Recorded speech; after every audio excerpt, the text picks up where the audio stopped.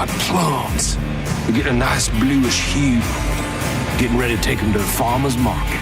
Okay, baby, but don't hurt yourself with that big juicy hog of yours. In hard times, or when a man has worked at a job 30 years, they give him a watch, kick him in the butt, and say, hey, a computer took your place, daddy. That's hard time. Get it live and direct. Go now live. This is where we live. Are you ready to get your world rocked? That's what I'm talking about. You ready? Oh, wait. So we're just gonna wing it? There's a big difference between winging it and seeing what happens. Now let's see what happens. And now. Right now. And now. It's Senning Show with your host, John Senning.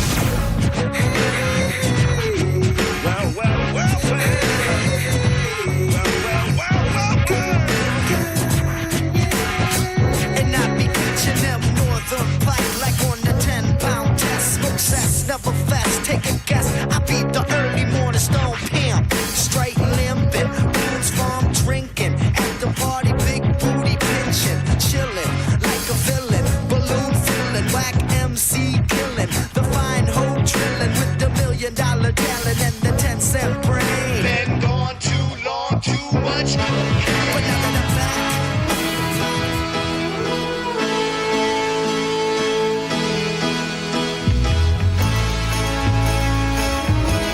It is a sad, sad day in the world of music.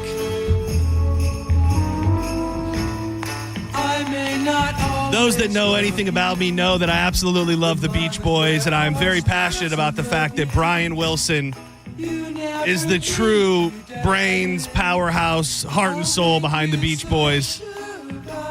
Not that bitch Mike Love. And I just got word right before we came on the air that one of the greatest musical geniuses of not only my time, but of the last 100 years, Brian Wilson, passed away. I got a chance to see him in concert a couple years ago with my dad. They drug him out on the stage. It looked like it was against his will. He couldn't sing, he couldn't talk, he couldn't move, but he still get out there. R.I.P.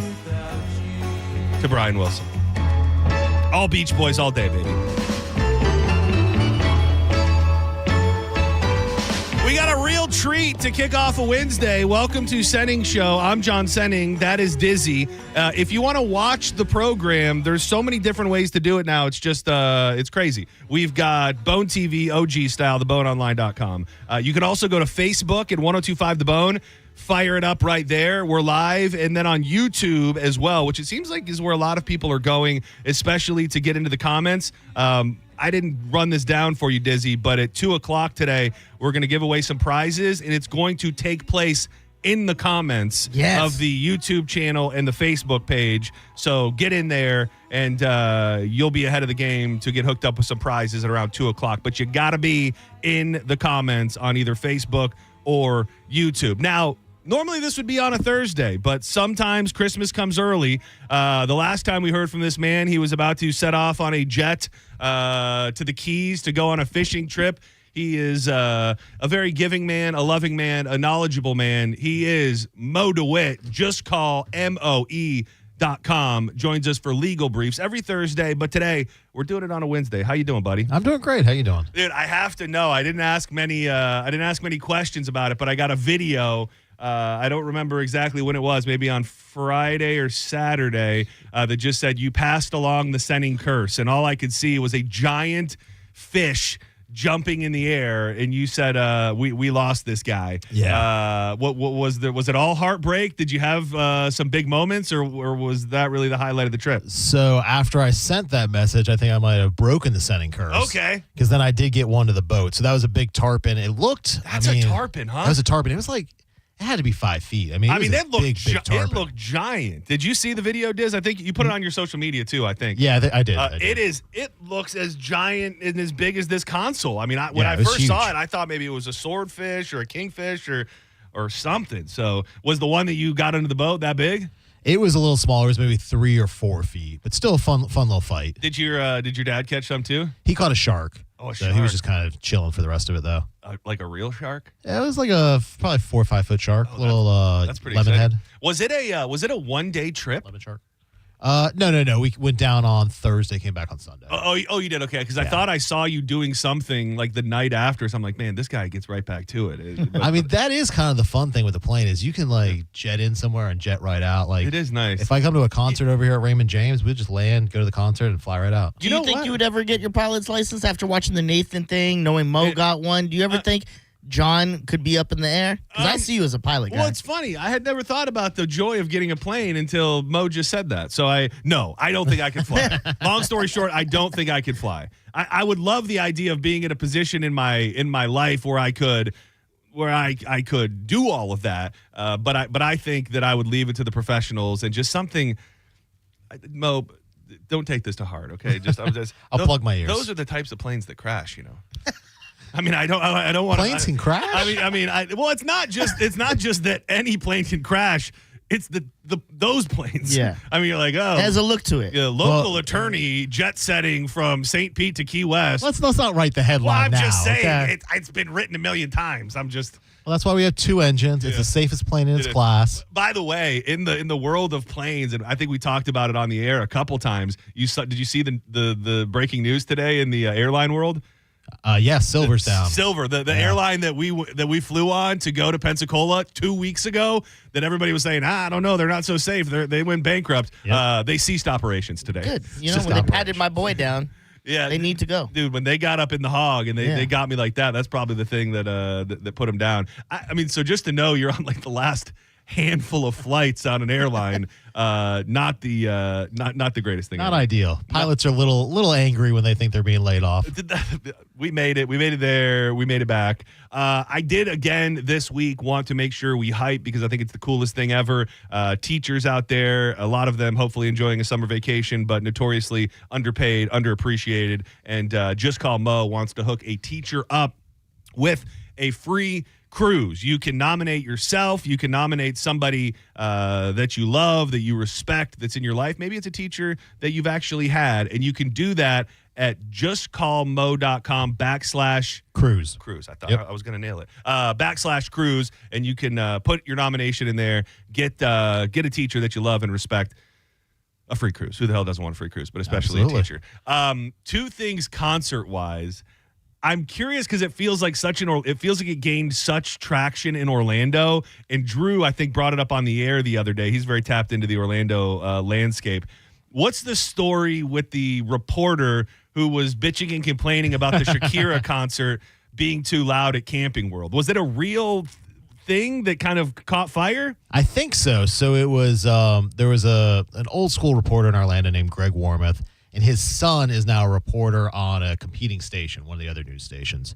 And so he must live near the stadium or something and put a post out basically saying, like, hey, does it sound like, Shakira's performing in your driveway for everybody else? Why is this concert so loud or something like that? And then also, I think I saw it and he said, I've heard concerts there forever, and I've never heard a concert this loud. Yeah, it was loud. I mean, I was at that concert too. Yeah. Oh, damn, you were at the Shakira show? I was at the. Don't ask questions a lie. Dude, those hips don't lie, man. Come true. on. Were you? I mean, I have to ask questions. Did you take your wife? Did you take? I took my wife and my son. Okay. So that was your excuse. Yeah. Excuse, wank, wank. Well, yes, big fan. Yeah. Wow, were you like in the pit? You like right up front? Oh, of course. No. We were just in the right. But it was a super loud concert. Like so weird. Out of all the concerts you hear that are loud, rock bands, The Who. I mean, we just had Metallica here. AC/DC was here. I wouldn't think from a decibel standpoint that Shakira would be bringing the heat like that. I mean, I wonder if maybe she's used to bigger venues and the speakers were just really loud or something. I don't know. Camping World probably is on the smaller end of stadiums. I would think so. But like I never put earplugs in at a concert.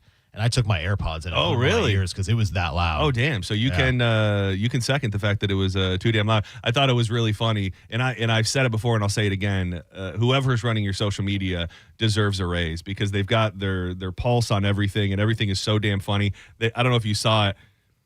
They put up a Mo DeWitt, the Sydney Sweeney bathwater thing. Yeah. They put up a little mini ad post for Mo DeWitt's Parm water bath soap. Water bath soap. Which I thought was pretty damn good. And there was also one that was your face that said, was the Shakir concert too loud? You may be entitled to something Compensation. for that compensation. That's legal speak. And then last night, dude, you really you do it all.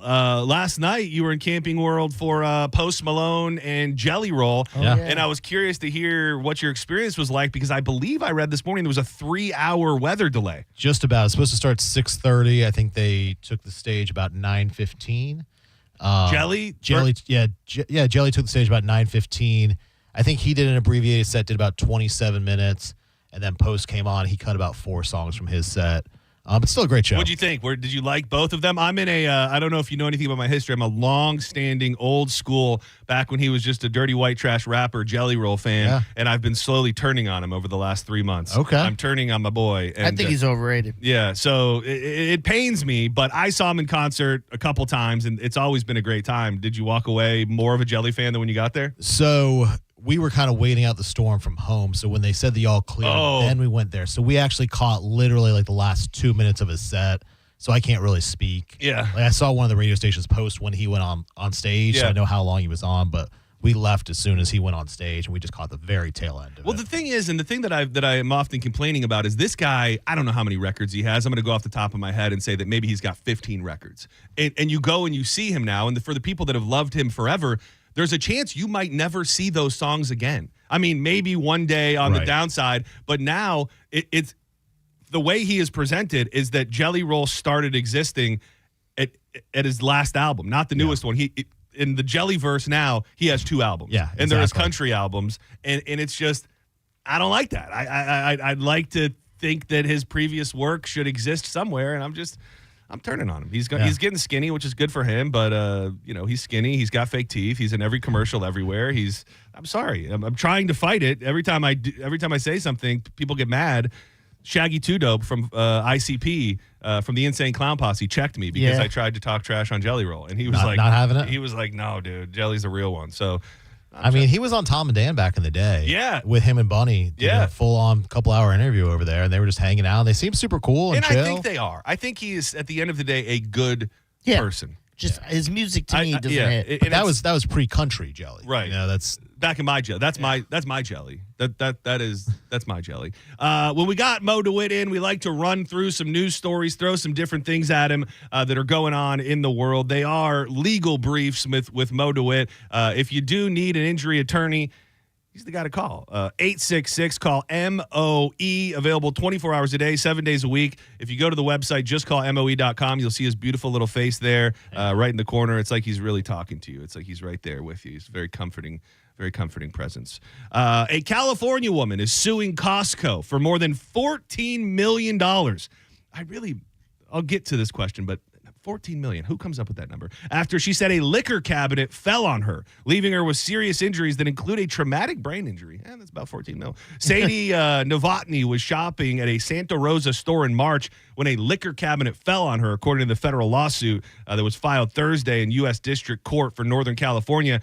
She said she and her husband were buying a cabinet when the floor model fell on top of her. I caught the cabinet and pushed it back, it says. My right shoulder, forearm, hand, fingers, and lower back were all hurt in the accident. She wrote in a Costco incident report included in the lawsuit. From your perspective, when somebody comes to the table with something like this, is this about as cut and dry as it gets and almost a borderline guaranteed payday? Well, I mean, we're reading it from the plaintiff's perspective, obviously, so we need some more details as to why the liquor cabinet fell, how it fell.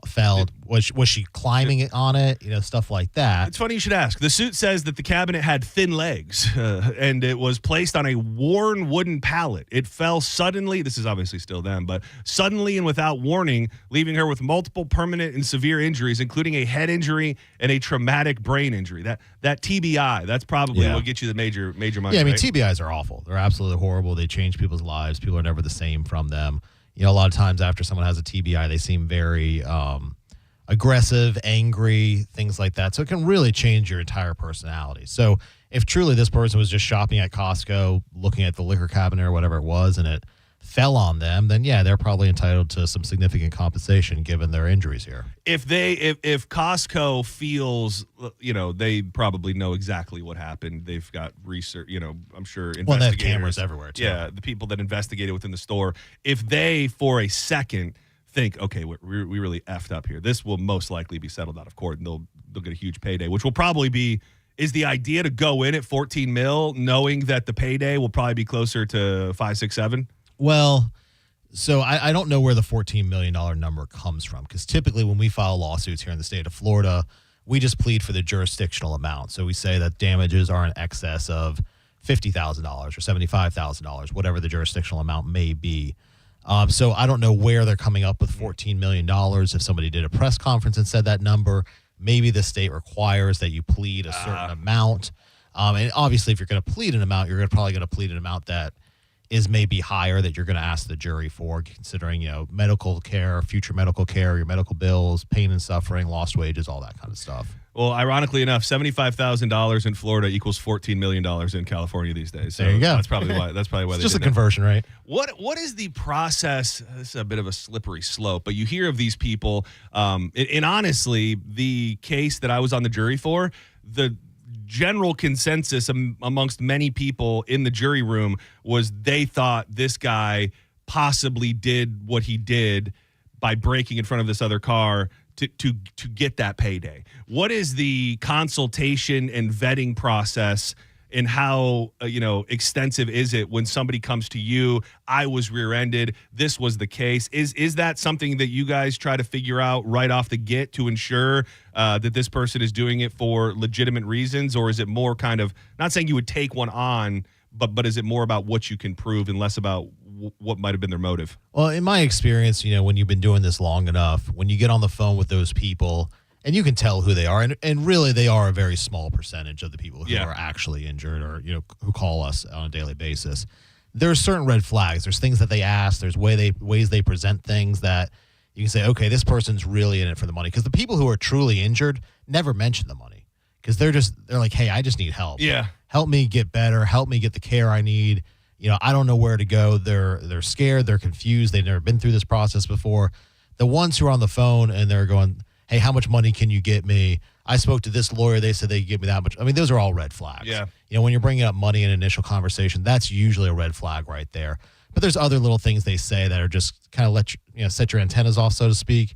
And we can kind of vet those people pretty quickly. When you get in front of a jury, is that part of the playbook to ensure that little bug does not get into the jury's mind? Because, for example, like I said, it was a nagging suspicion and something that was talked about. But when we got into that jury room to deliberate, there was this one woman. As soon as we sat down in that room to deliberate, she said it loud and proud. She said, I don't want this mother effer to have $1. He did this. He did this so that he could get money. And it permeated from there. And not that everybody wasn't already thinking it, but, I would imagine when you go, especially when you're in front of a jury, you try to do things to ensure that it never comes off that way. Well, I mean, a defense attorney defending a case is always going to try to blame the plaintiff, right? I mean, that's part of their job, is to try to put liability or put blame on the other party. But I can tell you, if we're taking a case to trial, by the time that case gets to trial, I've probably spent, a couple $100,000 on it, $200,000 plus if we're in trial. So that's my money on the line. So I'm not, if there's any possible little notion of fraud, of anything like that, I mean, I'm not going to put, first of all, not only my reputation and my license and everything else, but you have a lot of money invested in these cases. So it's not worth it to us if there's any even doubt whatsoever. We'll just drop the case, move along, and go. And I think that's how most people operate. Sure, maybe there's somebody who could trick us or trick another attorney, but I think that's very, very rare and pretty unlikely, honestly. We don't ever do this. I don't know if we've ever tried it, but for some reason, a bunch of people are calling. Do we dare? Maybe we've tried one phone call in the past. Let's try one phone call today to see if they're going to ruin it. They will. They all dropped. They literally all. We had 4 that just filled up, and they all dropped. They all got scared. This one, it scares me a little bit, and it probably scares me even more because 23andMe has my DNA. I got a 23andMe deal many, many years ago. I want to say it was right around the time that I found out I had 40 cousins that I did not know about. I think I was trying to figure out more regarding that. Will they clone me? Will they somehow get it into the hands of law enforcement so I'll be blamed for a crime that I didn't commit? It's yet to be seen. But 27 states and the District of Columbia on Monday filed a lawsuit in bankruptcy court seeking to block the sale of the personal genetic data by 23andMe without customer consent. The lawsuit comes as the biotech company seeks the court's approval to buy the struggling firm. Biological samples, DNA data, health-related traits, and medical records are too sensitive to be sold without each person's express informed consent. Oregon Attorney General Dan Rayfield said in a news release about the lawsuit, customers should have the right to control such deeply personal information, and it cannot be sold like ordinary property. 23andMe customers use saliva-based DNA testings, if you're unfamiliar with it, to learn about their ancestry, to find long-lost relatives. It was founded in 2006. They also conducted health research and drug development, but it's been struggling for many, many years. In March, it laid off 40% of its staff and filed for Chapter 11 bankruptcy. You know, I just assume, and it brings me no joy, and I can't wait to hear your thoughts on it, Mo. I assumed that I checked the box or signed something when I signed up for 23andMe that says we have the right to sell this to another company. Is there going to be a scenario where this can be blocked, or they'll need to go to people directly to see if they can sell their DNA? Well, I mean, I think that's going to be the argument here. So basically, what they're saying is that, 23andMe, I think clearly, this is their property because you probably opted into letting them use it there. But they're arguing that if 23andMe sells this property, that it requires explicit informed consent from the users. So it's going to go back to the terms of service and what that actually says as far as the sale of your DNA and medical records. And so how explicit is that there? Of course, the courts probably don't love this. They don't love the idea of medical records or DNA being sold. But frankly, that's been going on for a long time. There's a number of books on this where, DNA and blood samples and everything else have been passed around and sold throughout the medical industry. Really, we just never really knew about it, frankly. So it's nothing new, but given the amount of people, I think, 40 million? Yeah, quite a few people in this. It'll be interesting to see how the court rules on it. But I think it's really going to come down to a contractual interpretation argument here as to what the terms of service say for 23andMe and what it allows. Dude, this is, Diz, we love coming up with movies and TV shows. This could potentially be a great episode of Black Mirror where same exact thing, like pulled right from the headlines, and then some medical research company buys it, and they then clone all of the people who were signed up for 23andMe and are doing like insane, cruel medical testing on the cloned humans that they stole from the 23andMe. And then the people, when they have dreams or something, they get hints of what's happening over with their clone. They start getting little visions of what their cloned counterpart is doing in some facility somewhere. It is, and it's so weird too. The I don't know if it's been the last 5 or 10 years, but I think they call it I forget exactly what they call this type of DNA research that they're doing in a lot of murder cases and familial DNA research where it's not just about finding the person's DNA who did it. They have these companies now who put them into these large databases, and I think they at times have access to 23andMe, to Ancestry.com, and you get a hit, and you go, well, this isn't the hit of the person, but we can pretty much prove this is the murderer's brother. This is the murderer's cousin. So then you can start from that person, start working backwards, and even that, I'm all for catching murderers. I think a lot of people, that was a red flag for them to not sign up for a 23andMe. Yeah, I mean, I don't think I've got any murders. I would feel really bad if let's say my dad happened to be a mass murderer, and then just because I wanted to, know he gets caught. If I wanted to know that it was, a genetic mutation that I like cilantro, just because of that, he ends up getting caught for murder. Which that's what they were doing at the end. Like before my account went down, their big thing was showing you these little weird things about like your different genes or genetic mutations you had. It would say like you like cilantro, right? And that's because of a genetic mutation that you have, or different things that you smell or foods that you like. And That's kind of cool. I mean, it was cool. But Is I it don't cool care. enough to send your dad to prison for murder if he happens to be a mass murderer? Depends how close you are with your pops. Exactly. I mean, you know. Yeah. Yeah, It's not good. Yeah, I would not. Well, Big Red John, we're not sending him up. I'd have to know more about his crimes. I'd have to know more about how, if he was like picking up kids and murdering them and stuff, then I would have to laugh. Or was it more of a Dexter type? you Yeah, know? if he Doing had justice. if he had a code, Yeah. if he had a proper code, then maybe I'd let him stay out. We touched on this story last week, and it is right up your alley for a million different reasons.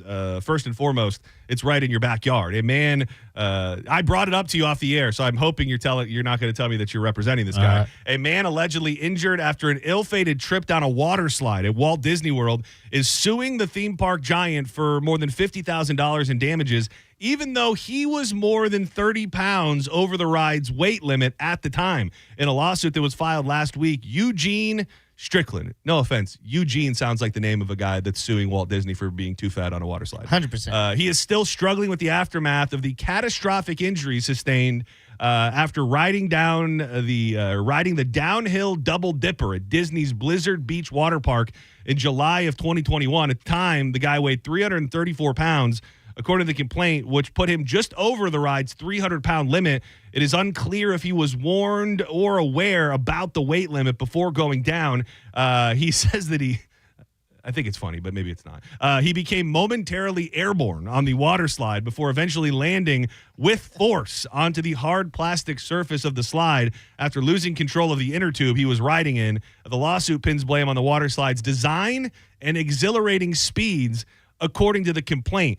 If it is posted somewhere that there is a weight limit and you are above that weight limit, is that enough for an amusement park to cover their ass and say, well, we put it right here. You got to know what you weigh, and that's on you, brah. So I think typically, in Florida, if someone's found to be more than 50% at fault, so if this individual is found to be 51% at fault for this accident, he would get nothing. So, typically a warning sign like that, if he ignored the warning sign, most likely, I think most juries would find him to be more than 51% at fault. Here, part of what they're claiming is that Disney failed to warn the guest about the danger of the ride. So I'm assuming they're saying that the weight limit wasn't posted conspicuously for people to see. But, it's not to laugh. His injuries do seem to be consistent with someone who's over the weight limit. Yeah, a little too big. Because he was ejected from the inner tube due to the slide's high speed and landing hard in the plastic. Well, if you weigh more, you're going to fly down a little bit faster. So, dude, he needs to just be selling the footage of his big old body flying through the air. You make more money. Or on TikTok. We were talking the other day, and Diz brought up a great point about. He did admit the fact that he would get onto rides that he was not technically tall enough for. And when you have that measurement tool right there, it feels like that is a little bit more of a cover your ass. We put this, we put the measuring stick here, and a lot of times the actual physical person, when you get up there, is probably trained to go, you look like you might be a little under. We'll measure you. Could it one day turn into we now have scales, or do you think some of them have scales? Because it seems like you're covering your ass way more in the height area than you are in the weight department. I know some of them have scales because I've been to water parks recently. Oh, they didn't put my man on the scale, did they? I mean, so the ones I was on it was like a group raft, So they'd be like, you three stand over there, and they check there's some display that shows to the lifeguard, and he goes, okay, we need to add one more person or stuff like that. So they definitely have scales. They're definitely looking at that already. You almost wonder if that was in Orlando. I can't remember if it was in Orlando. It might have been on the cruise I was on. Oh, because you almost wonder if that is because this happened in 2021. So even if it's all just kind of coming to fruition, they have that information, and you wonder if it trickles down through the water slide community. It's like we got to start weighing these people. Imagine you're on that and they kick you off and go, big boy, you got to you a whole family by yourself. Get off. I mean, Blizzard Beach is an older water park at this point, so they may not have the scales there. That could be part of this argument here that they failed to warn them and failed to kind of check the weight. But speaking of weight, this is a blast from the past. But when I'm digging through different lawsuits and I'm trying to find juicy stuff, sometimes juicy stuff it's gonna work here in a second. I got some older stuff, and I feel like I've heard of this, but this actually, I believe, happened locally. In 1996, a man named Paul Shimkonis sued a strip club here in Tampa Bay, claiming that a dancer's breast had given him whiplash. He described the breast as large cement blocks that when she slapped him in the face with her juicy breast, caused him physical and mental anguish. He had requested $15,000 in damages. I don't know if you know what the outcome of this was. On the surface level, if somebody came to Just Call Mo, that's justcallmoe.com, or got a hold of you, 866-CALL-MOE, tells you this story of these large cement block-like breasts that were smashed into his head, and he now has whiplash and is looking for about $15,000. Is it a case worth taking? Probably not. I mean, that's probably a tough argument to make. And I did look it up. It looks like he lost that. Yeah, lawsuit. yeah. His request for $15,000 in damages was denied by a judge. I mean, and again, that's a jurisdictional limit when they say the $15,000. Yeah. That's not what he's actually asking for. But there's certain inherent risks in some activities. Maybe I'm sure that was part of the defense there. Hey, you agreed to have your head or face, slapped with these things. And that's a potential. These things. What about we got into a real convoluted strip club conversation yesterday, which we won't get into the juicy details of that. But let me throw an even more obscure, terrible, raunchy one at you. Okay, so let's say you go to a full nude club. Okay, Mo, are you with me? I'm here for some reason. Are you riding with me at this point? And let's say it's a full nude club. And sometimes in these clubs, women will, they'll put certain parts of their body like up near your face or anything like that. Let's say that this person, this dancer, has some sort of easily transmitted something going on in her lower region, and it then connects itself to your face and or mouth, and you're left fighting herpes for the rest of your life. We got a case? Theoretically speaking, yes. But the problem there is going to be a number of different things. Number one, they're typically independent contractors. Whether you can get links to the insurance policy of the actual club itself will be difficult. But also, that's most likely an illegal activity.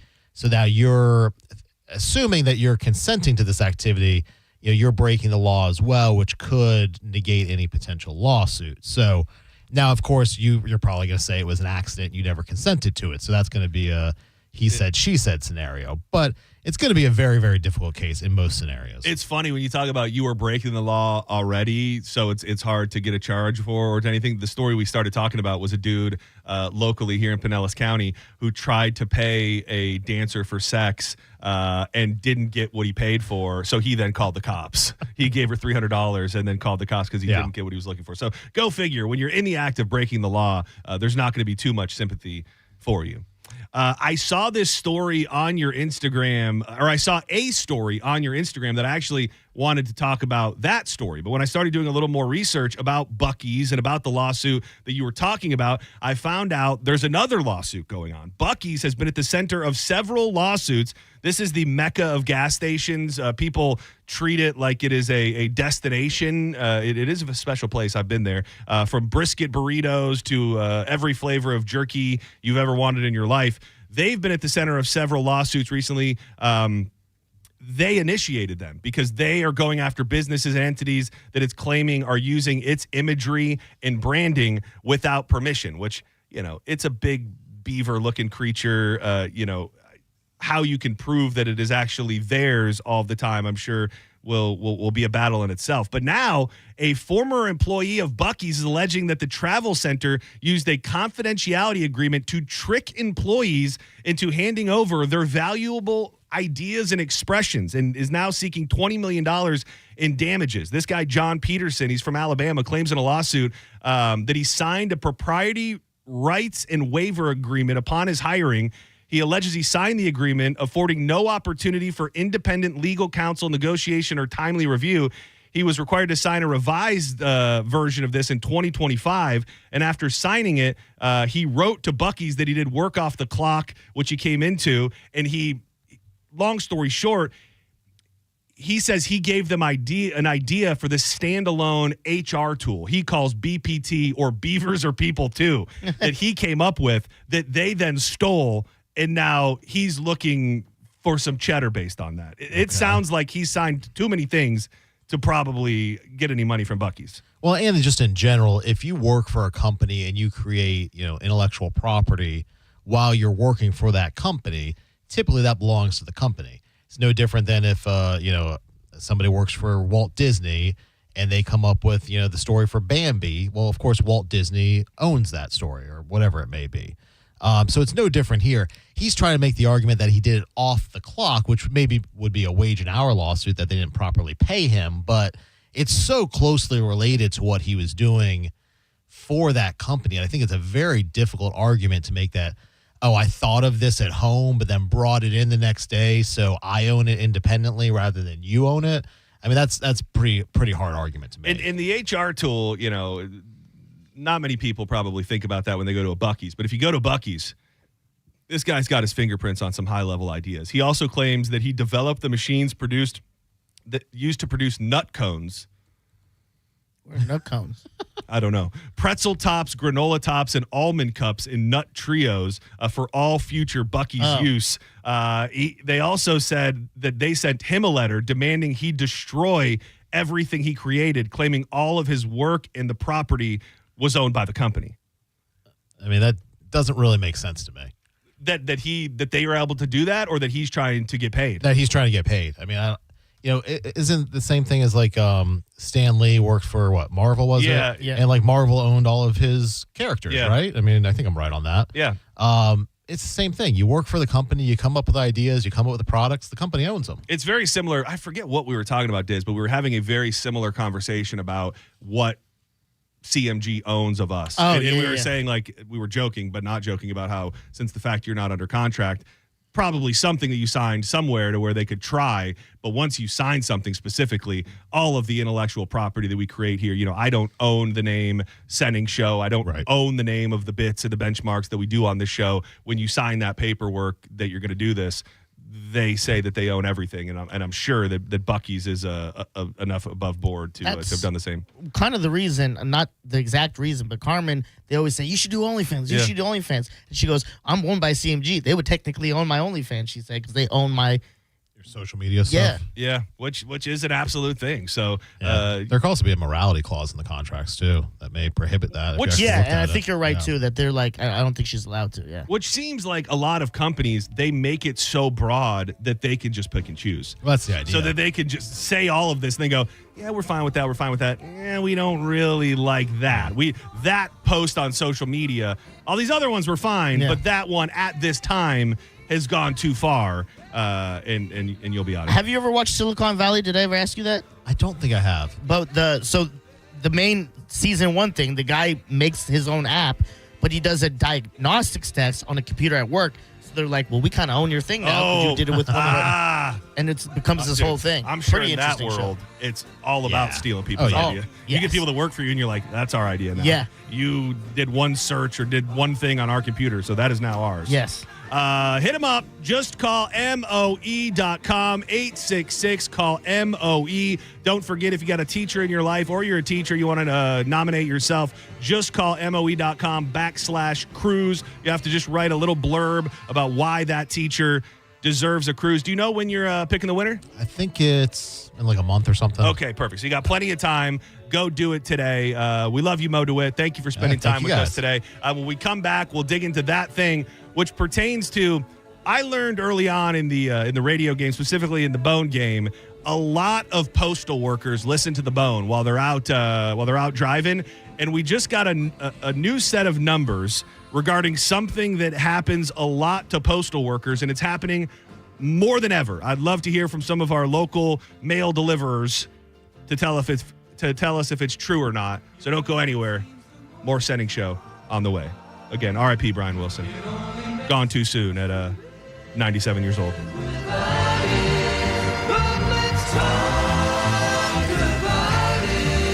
I love telling you about my good friends at Reese Windows, your trusted source for hurricane impact windows. Hurricane season is upon us. Protect your home from the next storm with affordable, energy-efficient windows that come with that double lifetime warranty, which means if you sell your home, and everybody's looking for little bonuses to sell their home right now, that means the warranty transfers, increasing your home's value. Reese installs most windows in just 6 to 8 weeks. If you're ready to make the smart choice, get a free quote and register to win $15,000 in free windows. All you got to do is text TRUST to 20129. For over 50 years, Reese Windows has been there for you.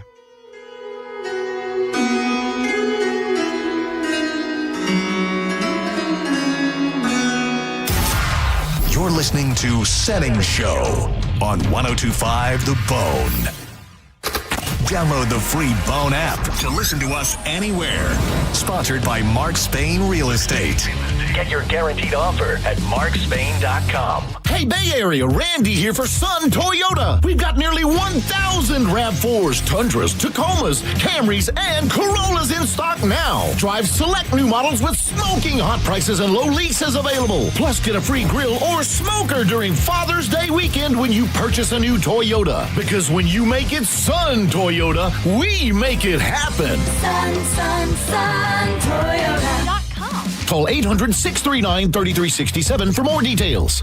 John Senning here for the Cava Social Club in downtown Bradenton, an absolute gem. If you're looking for the ultimate night out, look no further than Wednesday karaoke night. Trust me when I say it is the best karaoke experience around, featuring an amazing sound and lighting system that's going to make you feel like a superstar. Even if you don't hit all those notes, you're going to look fantastic on that big, beautiful stage. It's all about having fun, and the energy is absolutely contagious. All participants are invited on stage together for group sing-alongs. It's the perfect way to get everyone involved, and anyone who knows me knows my love for the 90s. So their 90s at 9 is my favorite hour of music, and it always delivers. But that's not all. Cava Social Club is the freshest Cava and Kratom teas to keep your vibes high while you sing your little heart out. So why wait? Join me for one of the liveliest events and an unforgettable time. Check them out at cavasocialclub.com and on all social media at Cava Social Club for all the latest updates. And I'll see you there. Boola, baby! Looking to upgrade your yard? Fence Outlet specializes in stunning new fence installations at competitive prices. Don't just fence in your yard, transform it. Quality fences that add style, privacy, and an upgrade to every home. Go to fenceoutlet.com to book your free estimate. License number C10252 and C10803. I'm John Morgan of Morgan & Morgan. A question I get all the time is, how did we become the largest injury firm in the world? We have over 1,000 lawyers in all 50 states and close to 6,000 coworkers. Our call center is on duty 24/7. You can reach us at any time at forthepeople.com. But the real reason is we won a lot. When you visit our website, go to our verdicts and settlements. There you will see what our clients were offered and what they were awarded at trial. All those verdicts help us resolve many cases fairly and early. You see, nothing beats reputation. The insurance industry knows who we are. We even have insurance adjusters call us for representation because they know too. We've made it easy. On your mobile device or computer, go to forthepeople.com and we will get busy. It's that easy. Call today. Morgan & Morgan, for the people. Injured? Dial pound law or visit forthepeople.com for an office near you.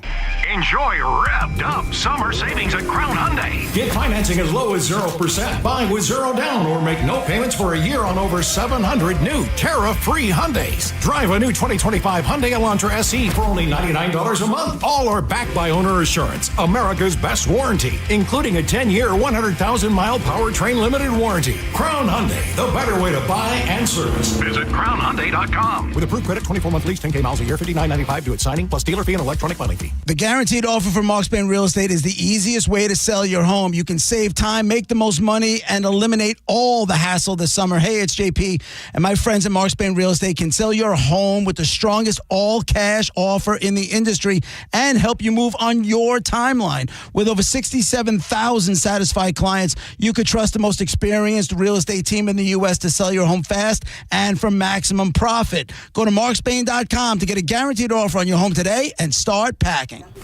Where exactly do you think you're going? You're abandoning me, your beloved, exquisitely plush couch. Look, these feet are handcrafted mahogany. Put that Heineken's back. Do you really want to go to that concert? Wouldn't it be infinitely better to stay here with me? Look, I have a perfect imprint of your posterior. Please, don't go. Don't listen to your couch. Head to a concert with some friends and grab some ice-cold Heinekens. Must be 21 plus to purchase. Enjoy Heineken responsibly. 1 in 4 Americans have a disability. I'm one of them.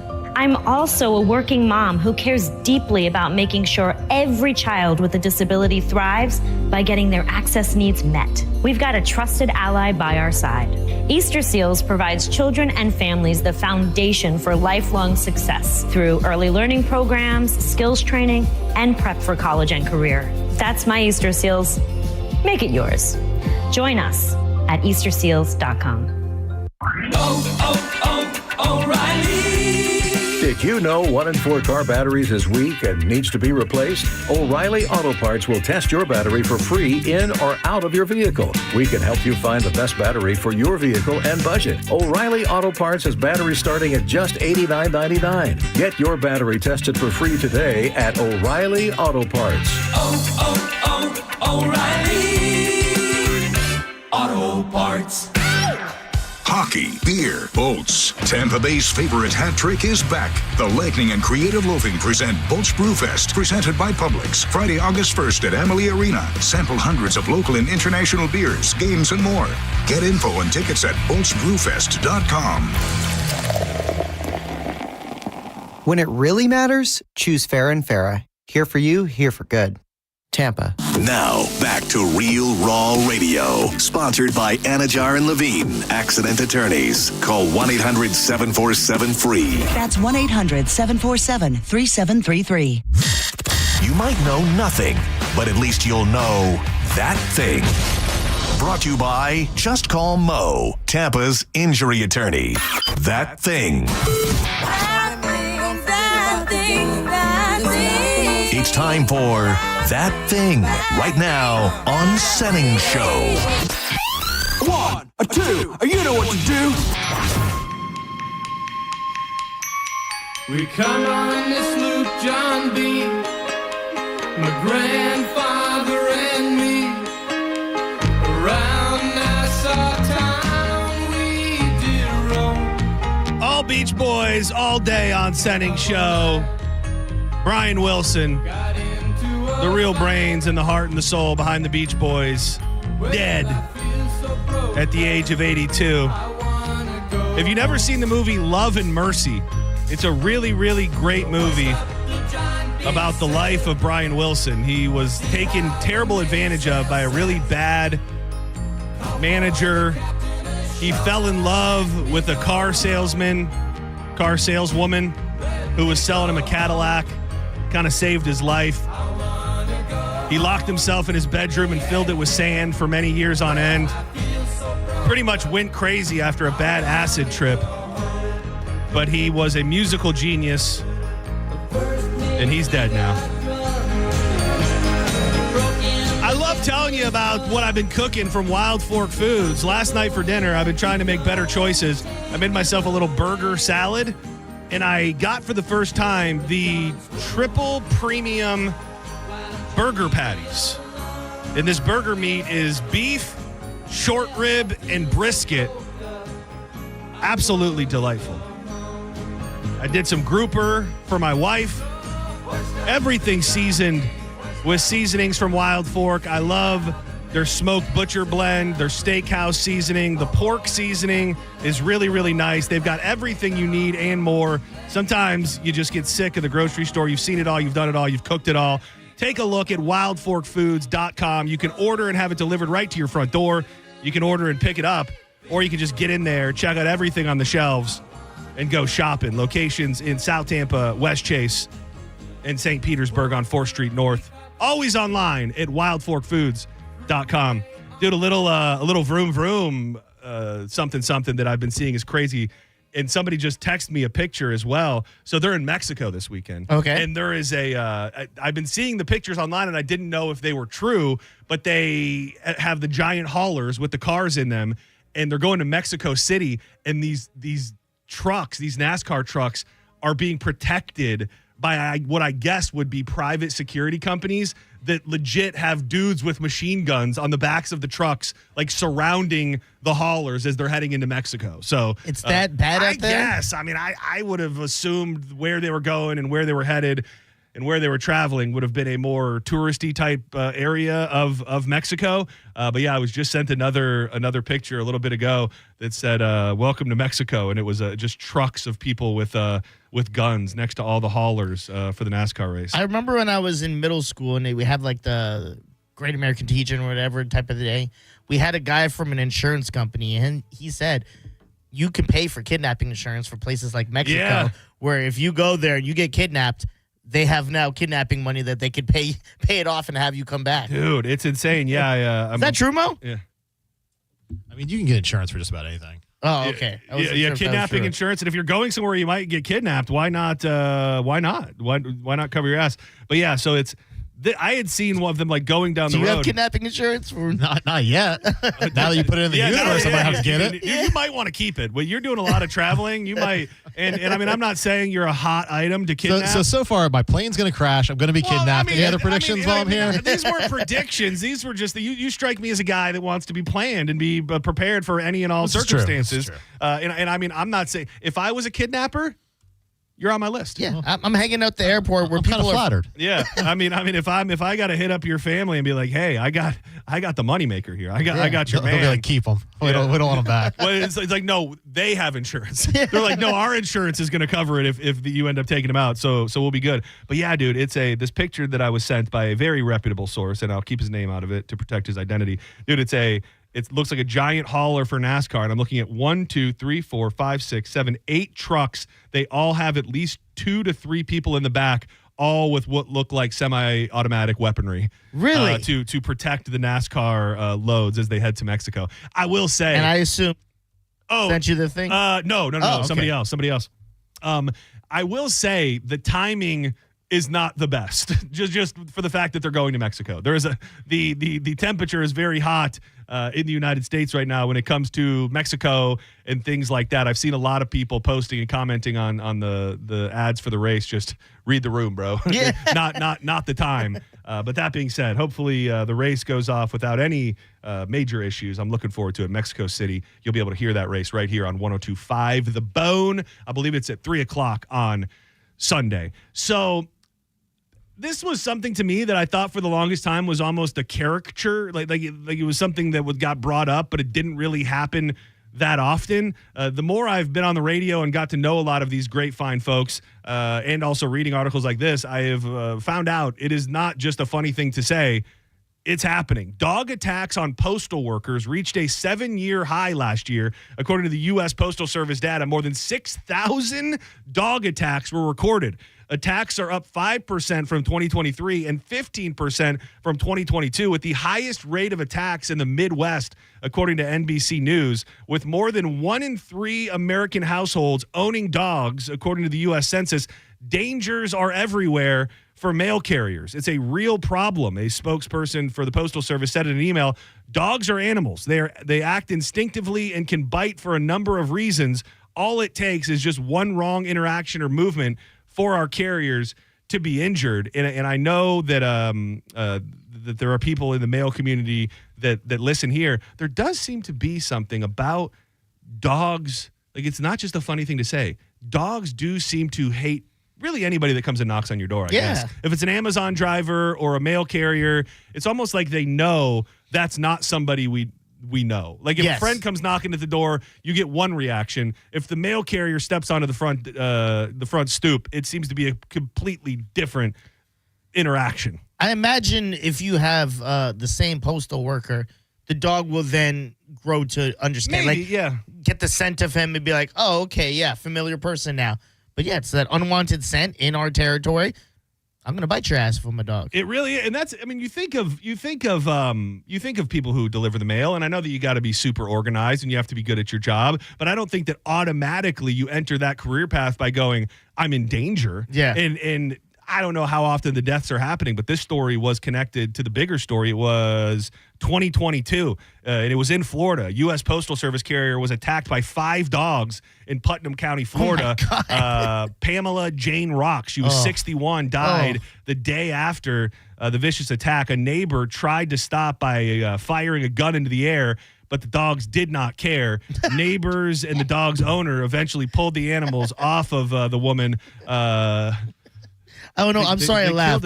They killed an old lady. When you said he fired in the shot, it didn't work. It did, dude, these dogs, when they get into the red zone, they're not playing. The animals were seized and were euthanized. If you're a mail carrier out there, I know that they probably frown upon you calling radio stations while you're working. 800-771-1025. Now, if you were a gun owner and you saw some male lady getting attacked, would you shoot a dog? I'd probably have to. I mean, it would bring me great sadness. But, the other thing is, too, is, let's face it, you got to be a good shot.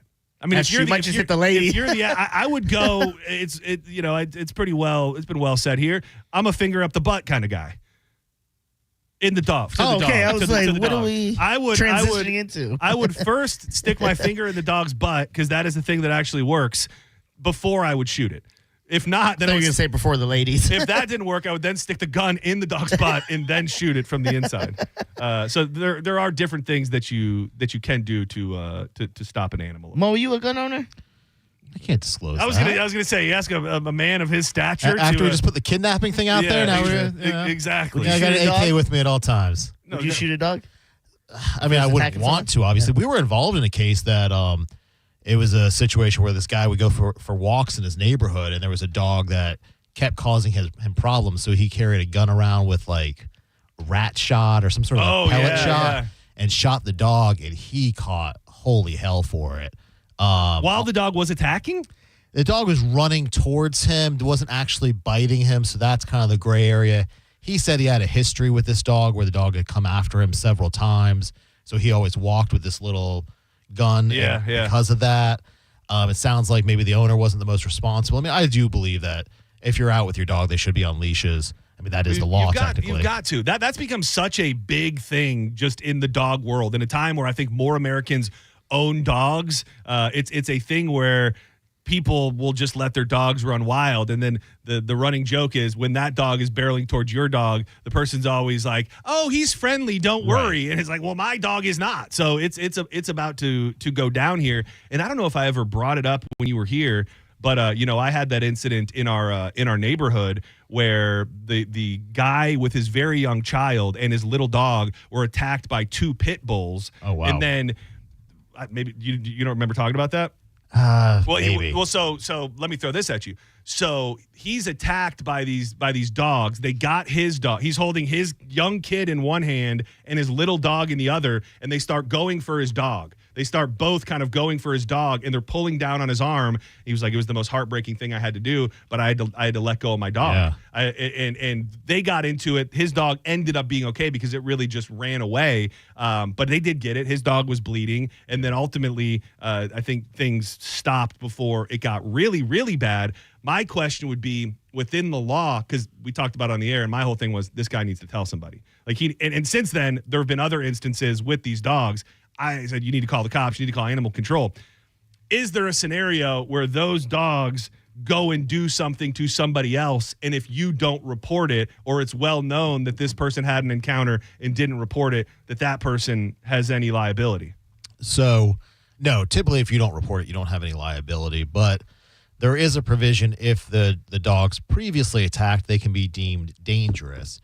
And there's a whole provision of what the owner has to do if the dog's declared dangerous. And then if they do attack again, there can be the dog could be destroyed at that point if it's kind of an ongoing issue. But here, you got to have your dog on a leash. I mean, if your dog's off a leash, and these dogs are getting out the front door, from what I understand. I don't even think I ever brought it up on the air, but these same dogs, they chase somebody like damn near a mile. So they had it on, multiple people had it on on their Ring doorbell footage because these dogs just chased this dude all the way home to his front door. Jesus and Christ. At some point, I mean, I hate to say it's probably, there's going to be a bad story. And it seems like they want to kill dogs. Like, it doesn't seem like they're out for the blood of humans. Dog crime. Yeah. But these dogs seem like they want to murder other dogs. So John just brought up a good point. I have a question for you. If I catch stuff on my Ring camera that shows like, this is a very hostile area I'm living in. There's a lot of, let's say, fights going on and just like kids acting up and lighting trash cans on fire. Hypothetically. Do I have proof enough to go to my landlords in the leasing office and go, look, I would like to break this lease and I don't want to get in trouble for it because this place is unsafe. This isn't a safe neighborhood I live in now. I mean, it depends what the footage shows. So you could certainly. I'll show you. It's on the 1025 The Bone Instagram right now. Two kids were fighting. They looked younger, kind of. Yeah. But they're fighting at his front door, literally at his front door. Like, trash can got thrown. Yeah, his trash can gets used as a weapon, and then at another point, the kid pulls out a fire extinguisher that is thrown, and then he eventually blasts it in the other kid's direction. I mean. Yeah, so I mean, they could be, if they're on notice of an unsafe situation like this that's continuing and ongoing, they could be opening themselves up to liability for what we call negligent security. Basically, they didn't provide proper security on the premises. They knew this stuff was going on, and so they could be held liable for it. And if you bring that up to them, they may say, we just want to get rid of this guy because we don't want to have to deal with a potential lawsuit down the road. There you go. Now, under this last bit of insurance reform they did, it did make it a lot harder to bring negligent security claims, but it still does exist. So but if you got a good lawyer. And you know somebody. I know a guy. I know a guy. Welcome to Senning Show. Who's this? Hey, this is Frank. I'm a letter carrier here. What? A letter carrier. Oh, a letter carrier. Oh, man. How you doing? Have you been attacked? Yeah, I have, but we don't like to be called mail carriers. That's you. Because you carry a lot of nuts. I don't even think that guy was a letter carrier. I think he was. Senning Show. You're on the air. Who's this? Hey, how you doing today, John? I'm doing okay. Well, I was doing pretty good until that last guy just whatever. Yeah, I'm doing kind of weird. What up? Hey, I got two stories. So I used to live with a friend of mine over here in Newport Richey, and one day the neighbor had her little dog out. And two pit bulls got out and attacked her and her dog. My buddy actually went over there and dispatched both of them. Oh, Jesus. There was 3 dogs. He dispatched 2 of them. Oh, geez. And he didn't get in any trouble. He lived outside of city limits, but he didn't get any trouble. How bad was the attack? They were eating her up and her dog. Oh, geez. Okay. She had many bites on her. So he dispatched those 2. And then another friend of mine, he has 2 dogs that he tries to keep separated, but they got in a fight, and he did the whole finger up the bum thing. Oh, yeah, that worked out. And it did not work out. They did not separate, and he still had to separate them, and, got bit. So did he kill his dogs, too? Because I was going to say, maybe it's just you. You have a lot of friends that kill dogs. So No. Unfortunately, my one friend had to dispatch those 2. Because they were attacking that lady very bad. You got to do it. Did he try the finger up the butt first? Negative. He just we have a small sample size, so let's not totally discredit that first. Thank you for the call, sir. Cool way of saying killed, though. Dispatched. Yeah, dude, that is very... That was pretty dope. Yeah, it actually makes it scarier. Yeah. Senning Show, you're on the air. Who's this? Hey, could a neighborhood be deemed dangerous where somebody's, if there's enough crime going on in it? Mr. Mo, could that come into play where it doesn't matter? So, I mean, a neighborhood could be, it could be deemed dangerous, and they could try to sue the HOA. They actually did that in the Trayvon Martin case. Oh, and the HOA settled the case, which was funny because that's why I was asking. Yeah, sure it was. It was funny. I know the judge who was presiding over that case, and after they settled, he told me that he was going to throw the case out had they not settled. So. But the HOA paid out the money, or their insurance carrier did, I should say. Yeah. Oh, damn. I mean, it can happen. That's interesting. Senning Show, you're live on the air. Come up time. Get that payday, baby. Hey, what's up, guys? This is Zach. I'm a mailman. Hey, Zach the mailman. Can I call you a mailman, letter carrier? Yeah, I heard letter carrier's the I don't care, dude. I'm just a mailman. What's up? Good. You getting attacked out there? How tough is it out on these streets? Dude, the dogs hate mailman. It's real. What it's real is life it? out there. They hate us. It is a weird. I have it no almost idea. seems like it's in their DNA to just not want mail carriers around the I think house. it's something like going up on people's property, like it's their property. You're unfamiliar because, like, I heard Dizzy talking, like, hey, maybe if they see you, man, I got dogs that have hated me for years for no reason. Any ever get talk you? Nice to them. Nah, I've never been bitten, but I'm real careful, dude. Real careful. You got to be out on those streets. Well, I hope that streak of not getting bit it continues for you, dude. And it sucks you can't because they can't bring meats or snacks for the dog. Yeah. Because then it's a liability. It's like, oh, we gave them something, the dog's sick. Now we're gonna get sued. Blah blah blah. But they're like, just what's the alternative? You just have to bask in the aura of the fact that the dogs hate you. And I love to talk about it. I was attacked by a dog once, and it's very scary. Question for Mo. I'm allowed to carry a taser if I'm attacked by someone that could use it. If I'm attacked by a dog, even if I'm delivering mail, can I use my taser? Yeah. Oh, yeah. You can use taser, pepper spray. Yeah. I mean. Oh, dude, I think it's game on once the dog. You could probably kill the dog. Yeah, I mean, dogs are considered property. Frankly. I mean, I'm not So saying under like the law, don't they're do considered it. I'm property. just saying if something is attacking you, I think you'd be good to go for the most part. Man, imagine all FedEx and UPS drivers are just carrying now. Mainly for dogs. Just killing dogs everywhere. There's just a massacre in the streets. Don't go anywhere. When we come back, Diz had a great list that he sent along, and we're going to use this opportunity to give away some stuff in the comments. Go watch us live at the 1025 The Bone Facebook page and the 1025 The Bone YouTube page. We're going to be picking winners at random, from the comments section. And it has to do with bad guy jobs. Jobs that if you hold this job, you got to be at least a little bit of a bad guy or a bad lady. And we'll dig into it next. Get in the comments with more Senning Show.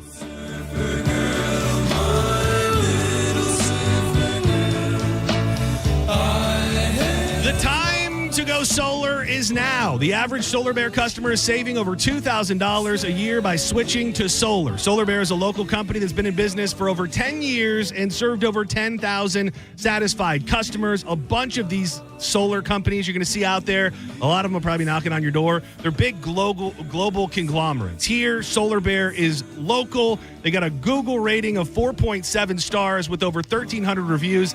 And the deal that they have right now is very, very simple. When you get solar, your electric bill goes way, way, way down. For some people, it eliminates it. Well, right now, you don't have to make any payments on your solar panels for 12 months. So the electric bill goes way down. You're not paying on the solar for 12 months. You can do the math. That's a good time. Call today for a free estimate or visit them online at solarbear.com.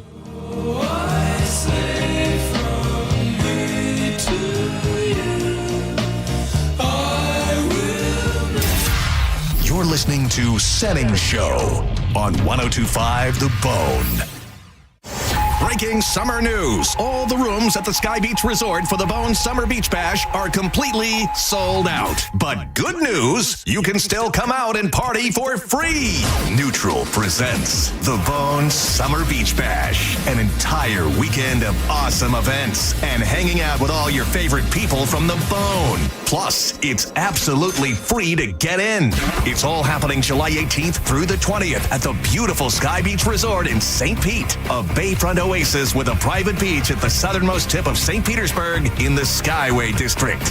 No matter what you do, don't miss the Bone Summer Beach Bash, presented by Neutral and 1025 The Bone. Real, raw summer. Injured? Take back control of your life. Call Anajar and Levine, accident attorneys at 1-800-747-FREE. Downtown St. Pete got a whole lot thirstier. It's the grand opening of Thirsty First at our new location on Central Avenue. Catch the UFC fights, groove to a DJ, or relax in the upstairs VIP lounge. There's something for everyone. Come check out our new vibe. You're gonna love it. Thirsty First. Your water may not be safe. Forever chemicals that stay in the body for years have been found in drinking water. Call Morgan & Morgan at 1-800-555-6666 or visit forthepeople.com/PFAS. Offices Orlando and throughout Florida.